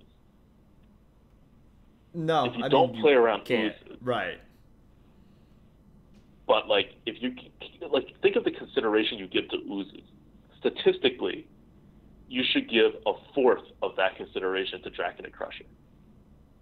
And you, like, pretty much don't consider oozes. I know some people that think about it a little bit, right? Like, as a final, like, kind of like possible consideration. But this is 1/4 of that in frequency. So don't even think about it. All right, well, that's my list. Cool. It's a pretty good list. Yeah, that's basically it. I mean, I think in order to fit this list, you had to have first been like a boogeyman in the arena, right? Like something that terrorized people for a long time. And even the last card, the Obsidian Destroyer, I wouldn't even call that like a boogeyman, right? It was just like a pretty good card. Like Keeper of Voldemort, that was sort of a boogeyman. Dark Iron Skulker, that was as well. But I think this list is good. We can definitely move on to the next topic. Were you going to talk about sort of how to approach different classes? Yes. I mean, you could lead this. I feel like I've been talking a lot because I have this like whole outline, and I'm like kind of just going down the list. Right. Okay. So, why don't you pick a class that you think is going to change, and we can talk about it. Sure. So first of all, I'm going to be talking about a class that I have always really enjoyed, and I can't wait to play it again. I'm going to talk about Hunter, right? And I think this has changed. First of all, Hunters have changed a decent amount in the past, like 2 months or so. When KNC first came out, Hunters were at the very, very top. We hadn't seen a class dominate the meta like they had in a long time. You know, we've heard of the numbers, 58% win rate. No one else came close. And then they got nerfed.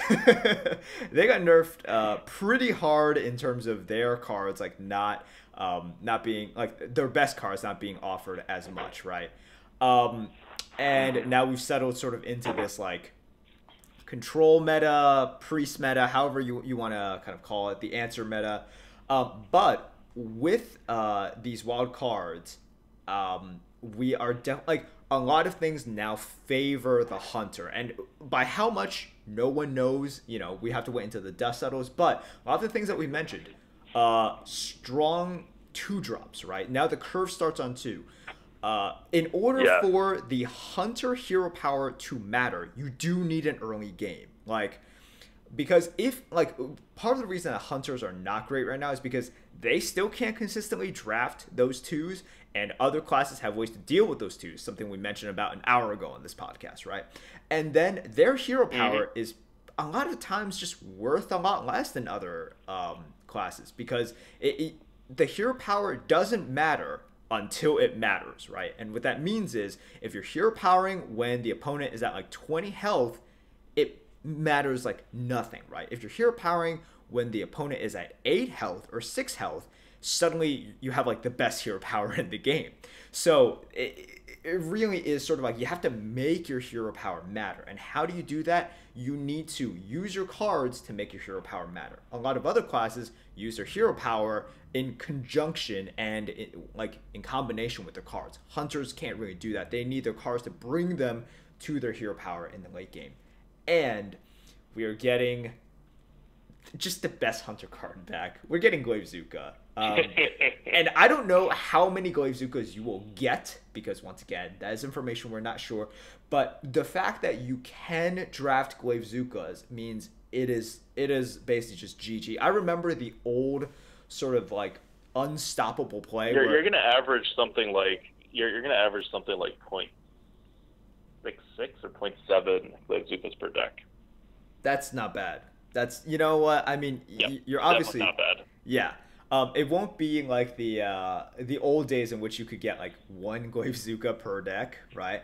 But now, if you just have Glaivezuka, the fact that it is so tempo efficient and helps you grab the board in the early game, just ridiculous. I remember the old metas in which I saw a hunter eagerly coin out a 2/3, right, on turn 1, and I'm just oh, it's over. Yeah. He has a Glaivezuka. You know they have a Glaivezuka. Right. And the game if you play a 3/2, the Glaivezuka hits you and he has a 3/3. If you play a 2/3, he Glaivezukas and he eats your 2/3 and he has a 3/1 left. You're just screwed. You lose. You have officially just lost. So this is one of those things where a lot of the neutral cards coming back favor the hunter. The direction of the meta favors the hunter. The cards in which hunters are getting back, that is one of them. They're getting Steam Weedle Sniper back, right? Good card. Quick Shot is coming back. Oh, Quick Shot. Yes. So freaking good. And just they're also grabbing a lot of their own small cards as well. King's Elec, if you remember that card. It's just going to be better. It was Raven. Before it was Raven. It was. And not as swingy as, because Raven grabs spells, and which spells are okay, I give up this small amount of tempo and then I get something with initiative, probably, right? Which is really dumb. But so with Hunter, well, but I mean, Elec doesn't give up tempo. It's a 2-mana 3/2. True. I remember when I first saw that card, I was like, this is a stupid card to print. It is. But with Hunter, it is almost guaranteed that this wild meta will be better for hunters. As for how much, we're unsure. But if you were sort of down in the dumps regarding Hunter, which I was, right? I was playing, I was struggling. You have to be excited about where Hunter's going to be during the next few weeks. Yeah. Especially because hunters in KNC are also more my kind of hunter. They're slow mid-range hunters, which there's kind of a meme on the stream, right? Where I play control hunter. I don't really play control hunter. I play a slightly slower hunter than most people do. But that was the hunter that's been working in KNC, and it works very well in KNC. Not one of the top archetypes or whatever, but it definitely works better than aggro. And I think this is the first meta in which slow mid-range definitively work better than aggro in hunter. Yeah. And wild is going to shift it right back so that it's normal mid-range and aggro are going to probably be similarly good. The fact that aggro is not dead helps hunter so much. Right. I agree with everything you just said. The class I want to talk about, well, we'll go in a weird order, I guess, is Paladins. Okay. Ooh, okay. Paladins get this wonderful card called Seal of Champs. And it is just one card, but it is a spell, so you'll see it more often than you think you will. And they get this other wonderful card called Coghammer, which is epic, but it's a weapon, so you'll see it a fair amount. Seal of Champs is 3 mana, buff something by giving a Divine Shield and +3 attack. Coghammer is a 2/3 weapon for 3 mana that also gives Divine Shield to a minion. They have something in common. They buff something on turn 3. They are both insanely good premium cards, and you will see them. This is different than like the don't play around list, because one, to play around these cards, you're doing what you should be doing anyway, which is to remove the Paladin's board. And all you need to do is to remove their board 1 turn earlier, which is a lot easier said than done. But if you don't, the Paladin now really has a good chance to destroy you on turn 3 if it has something on the board. And this is in connection with their existing card that works on turn 3, which is the Maul. The Maul can give +1 damage, and the Maul can give Divine Shield also. So 2 things in the Maul require something on the board also. And that's also, again, a weapon. And it's a KNC card, so maybe it still has the bonus, maybe it doesn't, we don't know. So Paladin used to be a I get scared on turn 4 kind of class. And in the Seal of Champ era, when Seal of Champs had like the offering bonus and whatever, it was really like more scary on turn 3 than turn 4. Like I was more scared of getting Seal of Champs than I was about getting a box, a Blessing of Kings. And that's going to come back because of Seal of Champs and Coghammer and the fact the Maul is still there. Right. So definitely watch out for Paladin if they have something on the board and they're about to go into turn 3, or if they coin out a 3-drop. Like, if you can, remove it. In general, this is how things went for the Paladin.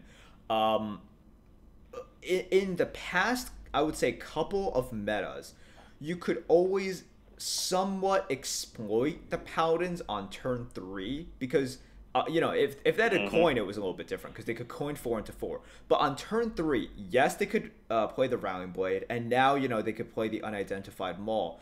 But if you're looking at just the turns in which you're scared of a Paladin sort of really getting ahead, really flipping it on you, turn 3 is not when you're really that scared, right?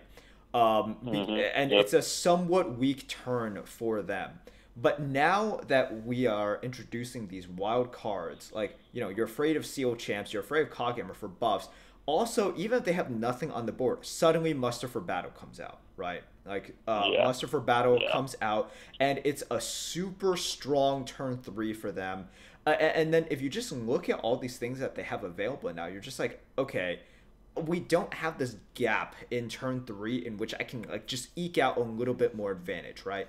And this is something that people are used to now. Even if you haven't analyzed it in this specific way, you have this somewhat innate safe feeling going into turn 3 now, right? And it's turn 4 in which you're just like, all right, what happens if they play True Silver? What happens if they play Blessing of Kings? What happens if they do this? Just like how instinctively going into their turn 6, you're just like, oh shoot, what happens if they steed, right? Because it's so problematic. And Paladins, part of the reason why they were so dominant was because, we haven't even mentioned Shield and Minibot, right? But, like, they had really strong 2, really strong 3, and a lot of their 4s were built upon having the board going into turn 4, which then they always did because of the death rattles, because of the snowball effects. So, by giving the Paladin a good 2 and, like, all these good turn 3 plays, suddenly Paladins could snowball off of that, and we're going to see a little bit more of that once again, right? We're definitely going to see a little bit more of that. Like, when we're talking about Hunters having 2-drops and needing 2-drops, Paladins didn't need 2-drops because they had a hero power, but in KNC, all Paladins ever did on turn 2 was hero power. Like, that's one of the reasons why Call to Arms is not a good card, all right? Like, because all Paladins would do is hero power on turn 2.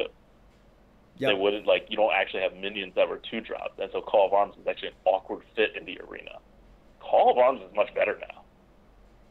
Like, that's one of the things that's changed, because Paladins still have the 1-drops, but they are also actually going to have real 2-drops. And if you're a Paladin player, like, don't think, oh, I'm a Paladin player, I don't need 2-drops. If you've only seen the KNC meta, that may be what you are thinking of. But in the wild meta, Paladins are going to need 2-drops. So take those 2-drops. They're going to do you well, because that's how you buff a 3-drop. I mean, that's how you use your turn 3 power plays. And then you snowball, and then you're unstoppable because you are a Paladin, and this is how you play. Yep. Good. Good. All right. Yeah. What class do you want to talk about next? Ooh. Okay. So,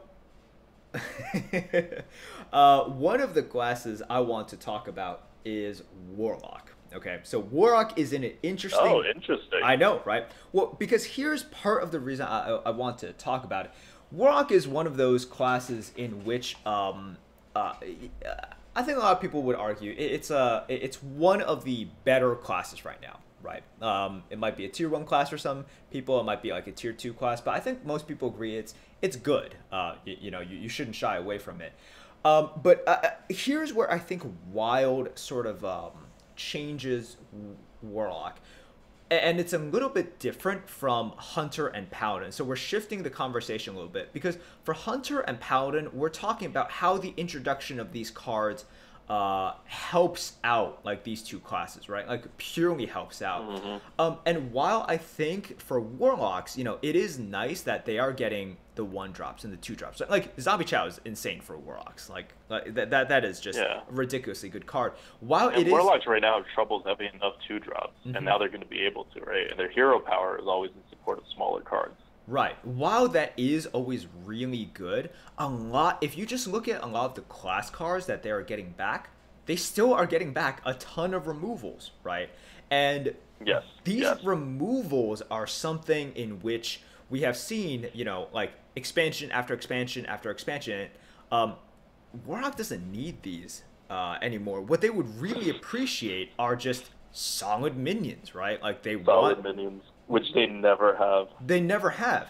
Like, so if you look at what they're getting back, premium, or really good cards, they're getting back Dark Bomb, which is really good. But previously in the meta, in previous metas, Warlocks didn't have a glut of removals. So Dark Bomb was, not only just a good card, it was a necessary card as well. Warlocks were one of the classes with the fewest removals traditionally before the Mammoth expansion. Right. They're getting back something like a Dark Bargain, which is good, but you're like, wait, I have Fellfire, I have Twisting Nether, I have Doom, I have, Siphon Soul, I have Blast Crystal. It's like, yeah, it's nice to have a Dark Bargain, and it's a good card, but, like, looking at all the cards together, it's like, I'm still stuck with all these removals, right? We have Implosion, which is good. It's like a removal, and you get to set up a board as well. And of course, your opponents are always going to get 4 damage and 4 imps. You're always going to get 2 damage and 2 imps. Just accept that fact. But once again, this is, it's just it's a better feeding time, right? It's a better feeding time. Yeah. And do we need more feeding? A much better feeding time. Yes. It's one of the highest rated cards coming in from the wild set. Right. And we penalize it heavily for RNG. But once again, it's like, does Warlock need these cards? It's like, no, they need more pit fighters, right? Like they want just those kind of minions. So this is one of those things in which we're transitioning from a Hunter and Paladin analysis in which it's like, okay, well the neutral cards kind of favor them, the speed kind of favors them, and their class cards are really good, to a class like the Warlock in which you look at, you're just like, this isn't just, it's not all positive, even when they get good cards. Yeah. Right? So I think with Warlock, it's definitely interesting, and you have to look out for your draft. It's something in which, there were traps before in drafting Warlock, and now there's, even more traps, because it's so easy for you to see the Implosion and be like, yes, Implosion, yes, Dark Bomb, I'm just going to take all the stuff, and then you just have way too much removal, when it was already super easy to have too much removal previously. Yeah, I think you're totally right about that. The curve on 2 really helps, and it helps bring Zoo back as a possible archetype. But the power cards in the Warlock were never the minions, and until recently it wasn't the spells either. But recently we've gotten some really good spells, and now it is going to be, like you said, trap. Yeah. When drafting Warlocks, Warlocks are going to be the hardest class to draft, because you will want to draft control Warlock because that's where your cards are going. But you need to draft more Zooish than you may, than the tier list may be, telling you if you follow the strict tier list. Because if you just looked at what makes Warlocks technically powerful, it is their removals at this stage. But then you don't have enough. You don't have enough stuff. I would say when Warlock comes out, if you're a Warlock player or you want to play Warlock at all, try to draft a Zoo Warlock and see how it is, and then work your removals into that, rather than start off from a control Warlock perspective, because control Warlocks are much more trappy than they were. And if you don't get the right cards in the beginning, you can have very low health. One of the things that the earlier cards don't do very well is they don't heal as much as the later cards do. Which is very necessary. Healing in general. Exactly. So the healing is all getting diluted down. As Warlock, you should probably expect something like 1/3 less heals coming your way than you currently have. At least 1/4 less heals. And again, right, the taunts are not as good. It's potentially problematic. I definitely have it as an asterisk class, not like Hunter and Paladin. Right. We've been going for a long time, so we're not going to touch upon all the classes, but I think we should talk about one more, maybe two more. I'll toss it back to you. We could talk about a couple classes. Okay, so the one class that I think we definitely need to talk about is Priest. Not just because it was dominant in the meta before, but also because Priest fundamentally changes a bit, kind of similar to Warlock, but in a good way. Because Priests now have enough 2-drops, and so that their 3-drops can buff, right? They also have Valen's Chosen coming back, which is one of those boogeymen in the arena, as you say. Yeah. And so their buffing powers, buff and heal Priest, or on the board Priest, or the more Paladin-like version of Priest, is definitely going to make a comeback. But they still are getting Excavated Evil and Light Bomb back. So, especially if the KNC offering bonus has not gone away, they're still very capable of a control class. This is still going to be a powerhouse class. And the fact that the Priest can be on the board and can compete on the board more is a very good thing for Priest, because your opponent has to clear you every turn, or you can buff your way out of a situation. And if your opponent spends all their resources trying to clear you, even if they're getting advantageous clears, you can board clear them away. I think Priest gets actually significantly more powerful with all these cards coming in. They do have the tools that it takes to deal with a more aggressive kind of meta. So before, I think in KNC, I almost didn't worry about Priest buffing stuff anymore, even though they do have that unidentified potion. Yeah. That's a very good buff. It was still fine, you do that, but that's not how you win, because it's a card advantage game, and how you win is with your Psychic Screams and you're free from Amber. But now, that is also how the Priest can win. That is also how the Priest can get the board and a lot of advantage. And if you're playing faster decks, the board means everything to you. So if you lose the board at any point to the Priest, and the Priest can just hold on, you're going to lose card advantage game against the Priest. It doesn't even matter what the rest of the Priest cards are. So, and the Priest can heal itself. So it's not even you can Hunter them down without a board. It's very dangerous to play against the Priest with all of their tools, I think. Yep. I think that's a pretty good analysis. And it is good that we touched upon the Priest, because Priest is what many people have identified as the king of the arena right now. Mm-hmm. All right. Was there another class you want to address? Yeah, I don't know why we're not talking about all the classes. I mean, some of the classes not much to talk about. Yeah. But I think we should still at least go through them. Let's talk Druid. Druid's one of my favorite classes, and they have hard removals now, which everyone should watch out for in Mulch and Recycle. They're good hard removals.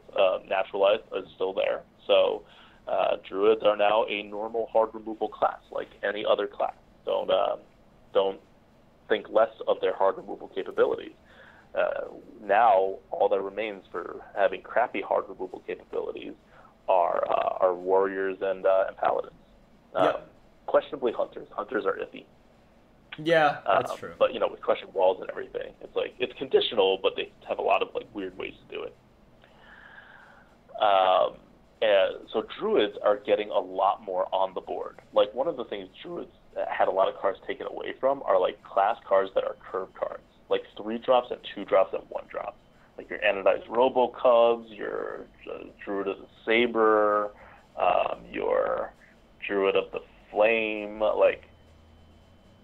These are all very, very good curve cards. And now you still have things like Mark of the Lotus and ways to play in a faster, kind of pace meta. A faster Druid isn't all that bad, even in KNC. Druid was one of the few classes that can go aggressive and be okay. Now, this is playing right into it. As a Druid, you will have a very good curve. And if you get your buffs and you get your removals, the real tricky part is that Druids still have removal issues. They've always had removal issues, and that they just don't have a lot of them. And, Wild doesn't bring back any, seriously impactful Druid removals besides the hard removal. So they'll have problems doing, mid-range removing stuff. So if you're playing Druid, you need to buff your way out of the mid-range and use your removals for, the larger size minions. Yeah. But it's definitely, shifting Druid much more towards being aggressive. You'll see Savage Roar is going to be a very good card now, and just any kind of buffs. Druids are on the board now. Yep. All right. What classes do we have left? We have Mage. I guess I can say a few things about Mage. We touched upon this previously where with the Mage and with the Rogue, they're not getting back their full line of cards, right?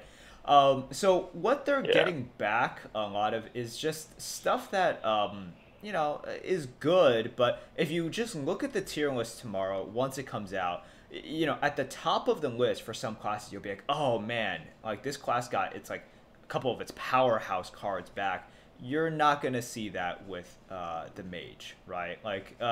A lot of the Mage's good cards, they still have. And part of it is just because some of their good cards were, banned. And part of it is just because they've gotten some really good cards recently, right?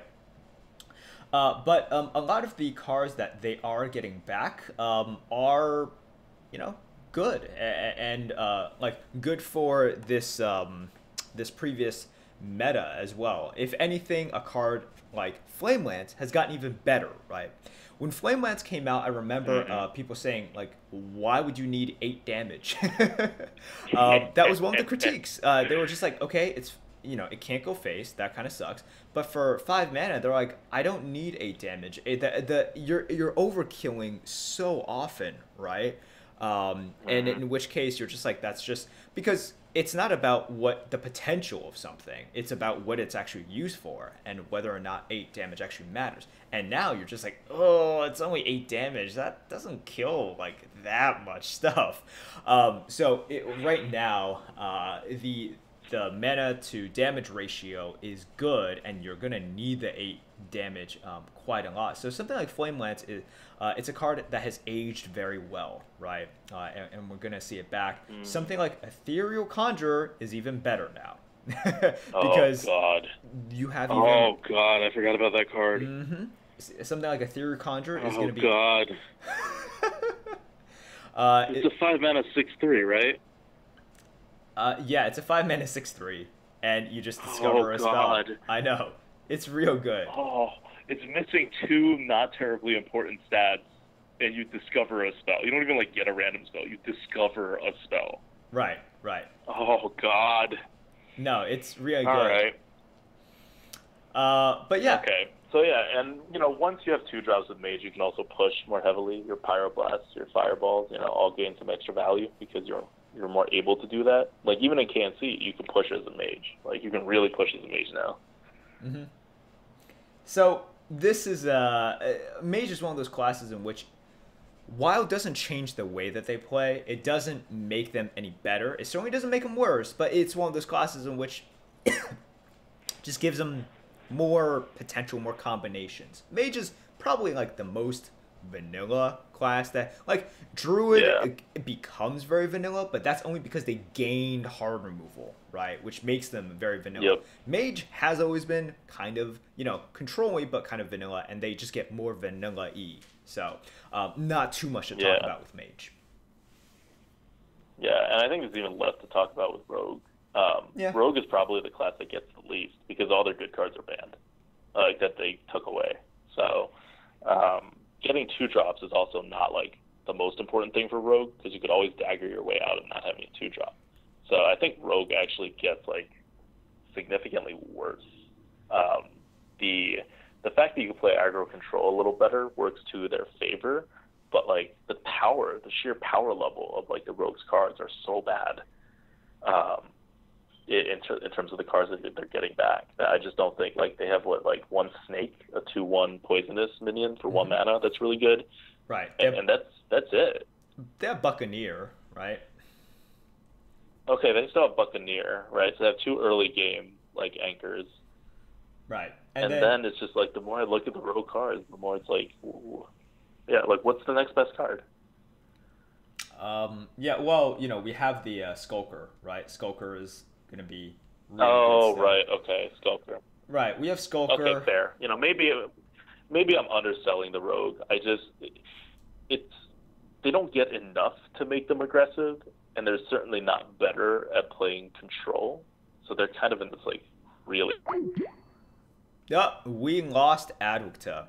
Okay, so for those of you still listening, we're gonna get him back. We are not gonna re-record this because that would be impossible. But right now, I will continue on with what he's saying. First of all, we're gonna try to call him back. 1 second.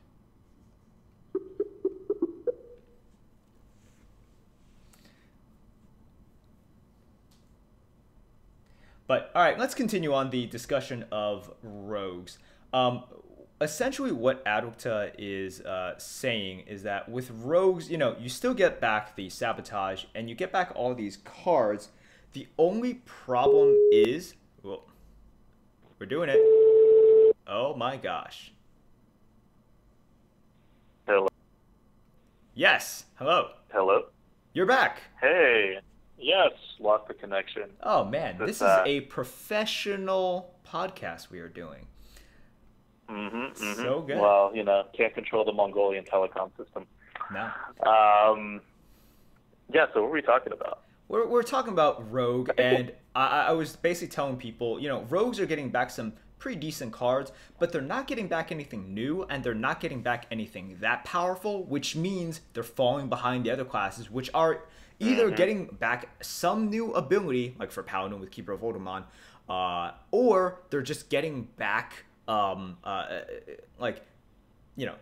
some stuff that is really ridiculously powerful, right? Like something either really powerful or something that gives them an ability that they didn't have. And yeah, you do have that with a Dark Iron Skulker, but that's just one card, right? It's not really a theme, it's just Dark Iron Skulker. So... with Rogue, the advantage that they gain is not as much as some of the other classes, but it wasn't like Rogue was bottom tier, right? Like some people would even argue Rogue was like, like tier 1 or like maybe even the best class. You can make an argument like that. So Rogue is still is going to be in a decent spot. Don't be afraid to pick it. The problem is they're not going to change the micro adjust for Wild. So Rogue is like not in a good spot to begin with, and it gets micro adjusted really heavily down. Yeah, like that's the problem of where Rogue is going to be in Wild. Like it'd be fine if there was no micro adjust. Yeah. All right. So we have 2 classes left. They are the bottom 2 classes from prior metas. But, Shaman's gotten a slight revival recently. Nothing much is really happening with the Shaman. It's getting decent cards coming back, right? You have your Fireguard Destroyer, the 3/6 that could be a 7/6 depending on how lucky you are for 4 mana. Overload 1, which is a pretty powerful card. And Elemental Destruction, another volcano, basically. Yeah.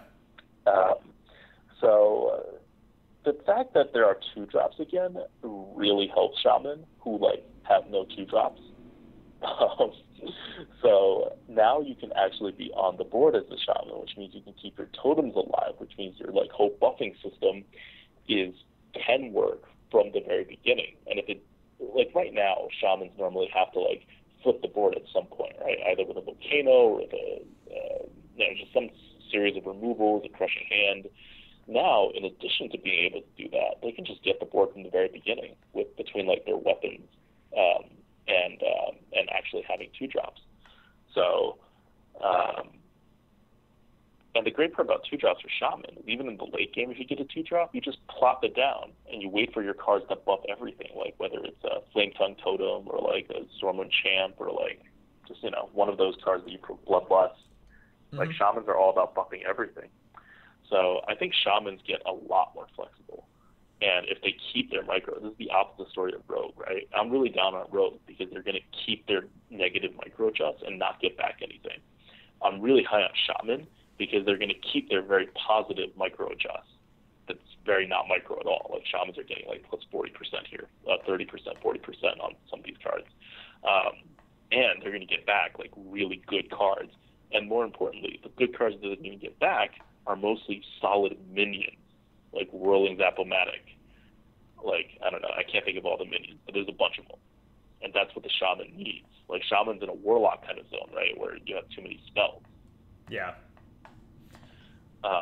So this is really going to, like, I think help Shaman and give it a whole different dimension to do. And if you are facing a Shaman, like, really watch out. Like, really watch out, one, on overextending yourself because of elemental destruction being added and the fact that there's still Shaman. You should always watch out a bit on overextending. But you should also watch out on reach because Crackle is being added. Crackle is back. They still have all their old reach cards. And they have, like, Wind Fury stuff, and they can, like, put out a whole lot of attack on one turn. Bloodlust is still a thing. Like, however much you were worrying about, like, Shaman just getting burst reach at some random point, like, up that by 6. You can just die out of nowhere against a Shaman. And in Wild, that is incredibly true, especially with these micro adjusts. Yeah. Yep. Makes sense. So, yeah, protect your faith. All right. And finally, there is there a class? I guess Warrior is a class. I don't know if there's anything to talk about for Warrior. Well, first of all, with Wild Warrior coming back, we now have the opportunity for everyone to compare King's Defender with Fiery War Axe. Oh, God. Yeah, so now you guys can look at King's Defender, and then it'll never be paired with Fiery War Axe because it's different rarity, right? King's Defender is rare, Fiery War Axe is common. However, it's just another sad point when you do draft and you see King's Defender, and you're just like, oh, this is a purely, like, strictly better fiery. Like, it's strictly better than Fiery War Axe. Unless, I guess, they Harrison Jones it. Who knows? I'm trying to think of something. But, yeah. So, with Warrior, it is nice that they're getting back some decent minions, right? And you look at a lot of the other cards that they're getting back as well. Just useful, early game, sort of board grabbing cards. So like we talked about the Obsidian Destroyer, but they're getting back Fierce Monkey, right? 3 mana, 3/4. But again, Fierce Monkey not as good as it used to be. No, not as game winning as it used to be, but still pretty good. They get that. A card that I think is really interesting is they get Sparring Partner back, right? Sparring Partner is a 2 mana 3/2 taunt. So it itself has taunt, and it says, Battlecry, give a minion taunt. So you can taunt up your minion. You can taunt up one of their minions, so you can bring it of a taunt. Right, to bring it, like... to the forefront. Right. So if someone plays like a bog creeper and they have a cult master behind it that they're trying to hide, right? Well, now you can taunt up their cult master and then hit it so that you can make the board a little bit cleaner, give them less options. And with sparring partner, this is one of those abilities in which before it was sort of useful, but boards have gotten a lot more complicated, and targets have now become a lot more important, right? You have more things that you're just like, I really need to kill this right now. There's more of a sense of urgency. The board has gotten more complicated. So an ability like Sparring Partner is more useful now. And it's reflected in its score, which at first I saw, I was like, this is pretty high. I'm like, actually, I would love to have a Sparring Partner now. Right? Yeah. Sparring Partner now is so useful. Right. And once again, I have so many examples of, I see the score of a card. I'm just like, no. But then you just think about it for a few more seconds. You're like, wow, the game really has changed. It's changed so much. There's a reason the algorithm does what it does. Yeah. So just to tell you guys right now, Sparring Partner has a 130 score. So it's like, really, like it's almost like premium level. Right, like it's Yep. almost there, and looking at this, I'm just like, wow, there are so many times in which I have warrior and I have a weapon, but they're hiding the cult master, but they're hiding the basilisk, right? That I really need to kill off. So it's a very useful ability. Unfortunately, warrior just doesn't get that much better. They get some nice cards, but. Like that's Spite, right? Great card coming back. The King's Defender, great card coming back. But you know what Warrior doesn't need right now?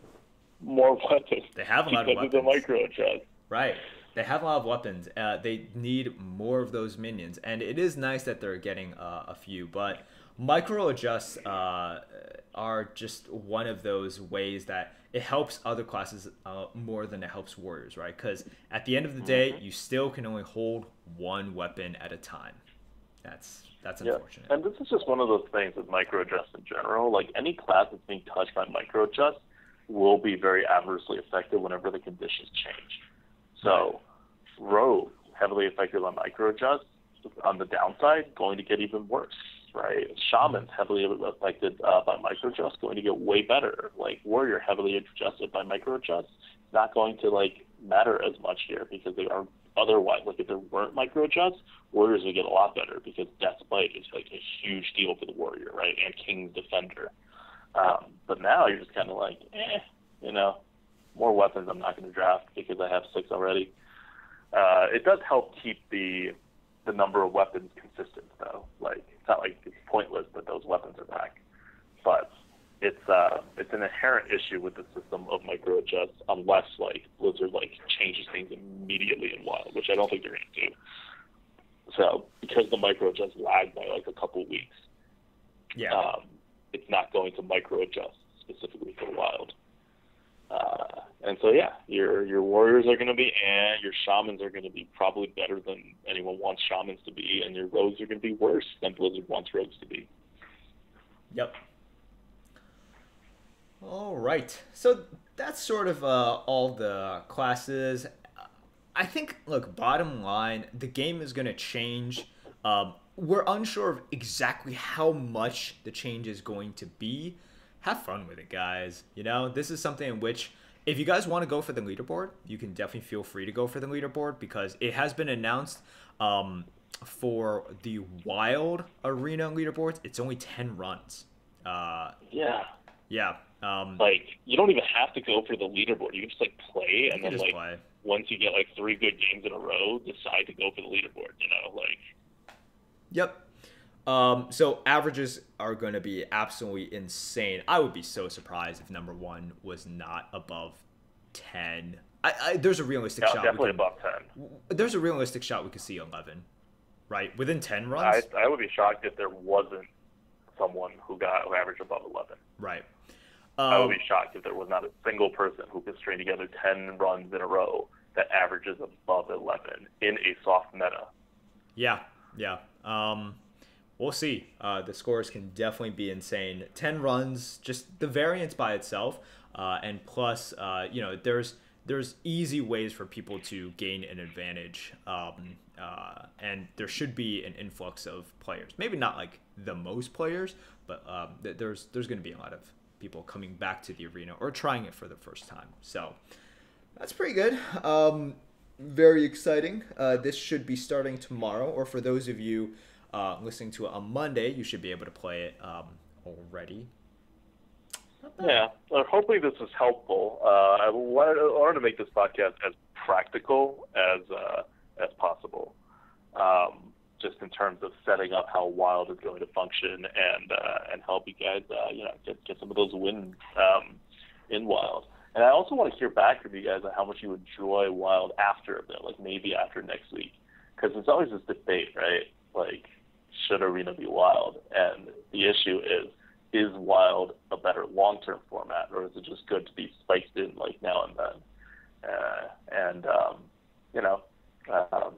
Now you get to see 3 weeks is a pretty long time. Like, if you think the meta's getting stale in 3 weeks, then you definitely don't want the meta around for 4 months, right? Yeah. So we'll see there. All right. Well, that's been a pretty long podcast. My grandma is staring at me, wanting to come into this room and no longer be silent. I think that's it. I think that's it for us. Is there anything else you want to say, Mark? No, that is it. Thanks for joining us from across the world. Thanks for waking up at like 4 a.m. to start prepping not only this, but the tier list as well. Next week, you are going to be back. We are going to be playing some live arenas. But what's the class for next week? Oh, I have no idea. We established that like a long time ago, but that's true. We shall That's see. True. It wouldn't even work because it's going to refund the run. It's going to refund the run, so we're not going to... So we're going to have to redo it anyway. We're going to have to redo it, and we'll see on the spot, right? We'll see on the spot what the class is. Right, right. Okay, anyways, guys, This has been a very long podcast. If you stuck through it, hopefully this has been helpful, and if it hasn't, well, you just wasted 2 hours of your life. So, thank you guys. Good luck in Wild Arena. We will see you there. Until next time, this is Merps. And this is ADWCTA. Good if you job. Want to see random pictures of Mongolia, just check out my Twitter. I'm posting random food pictures. All right, see you guys next week. Bye-bye. See you guys.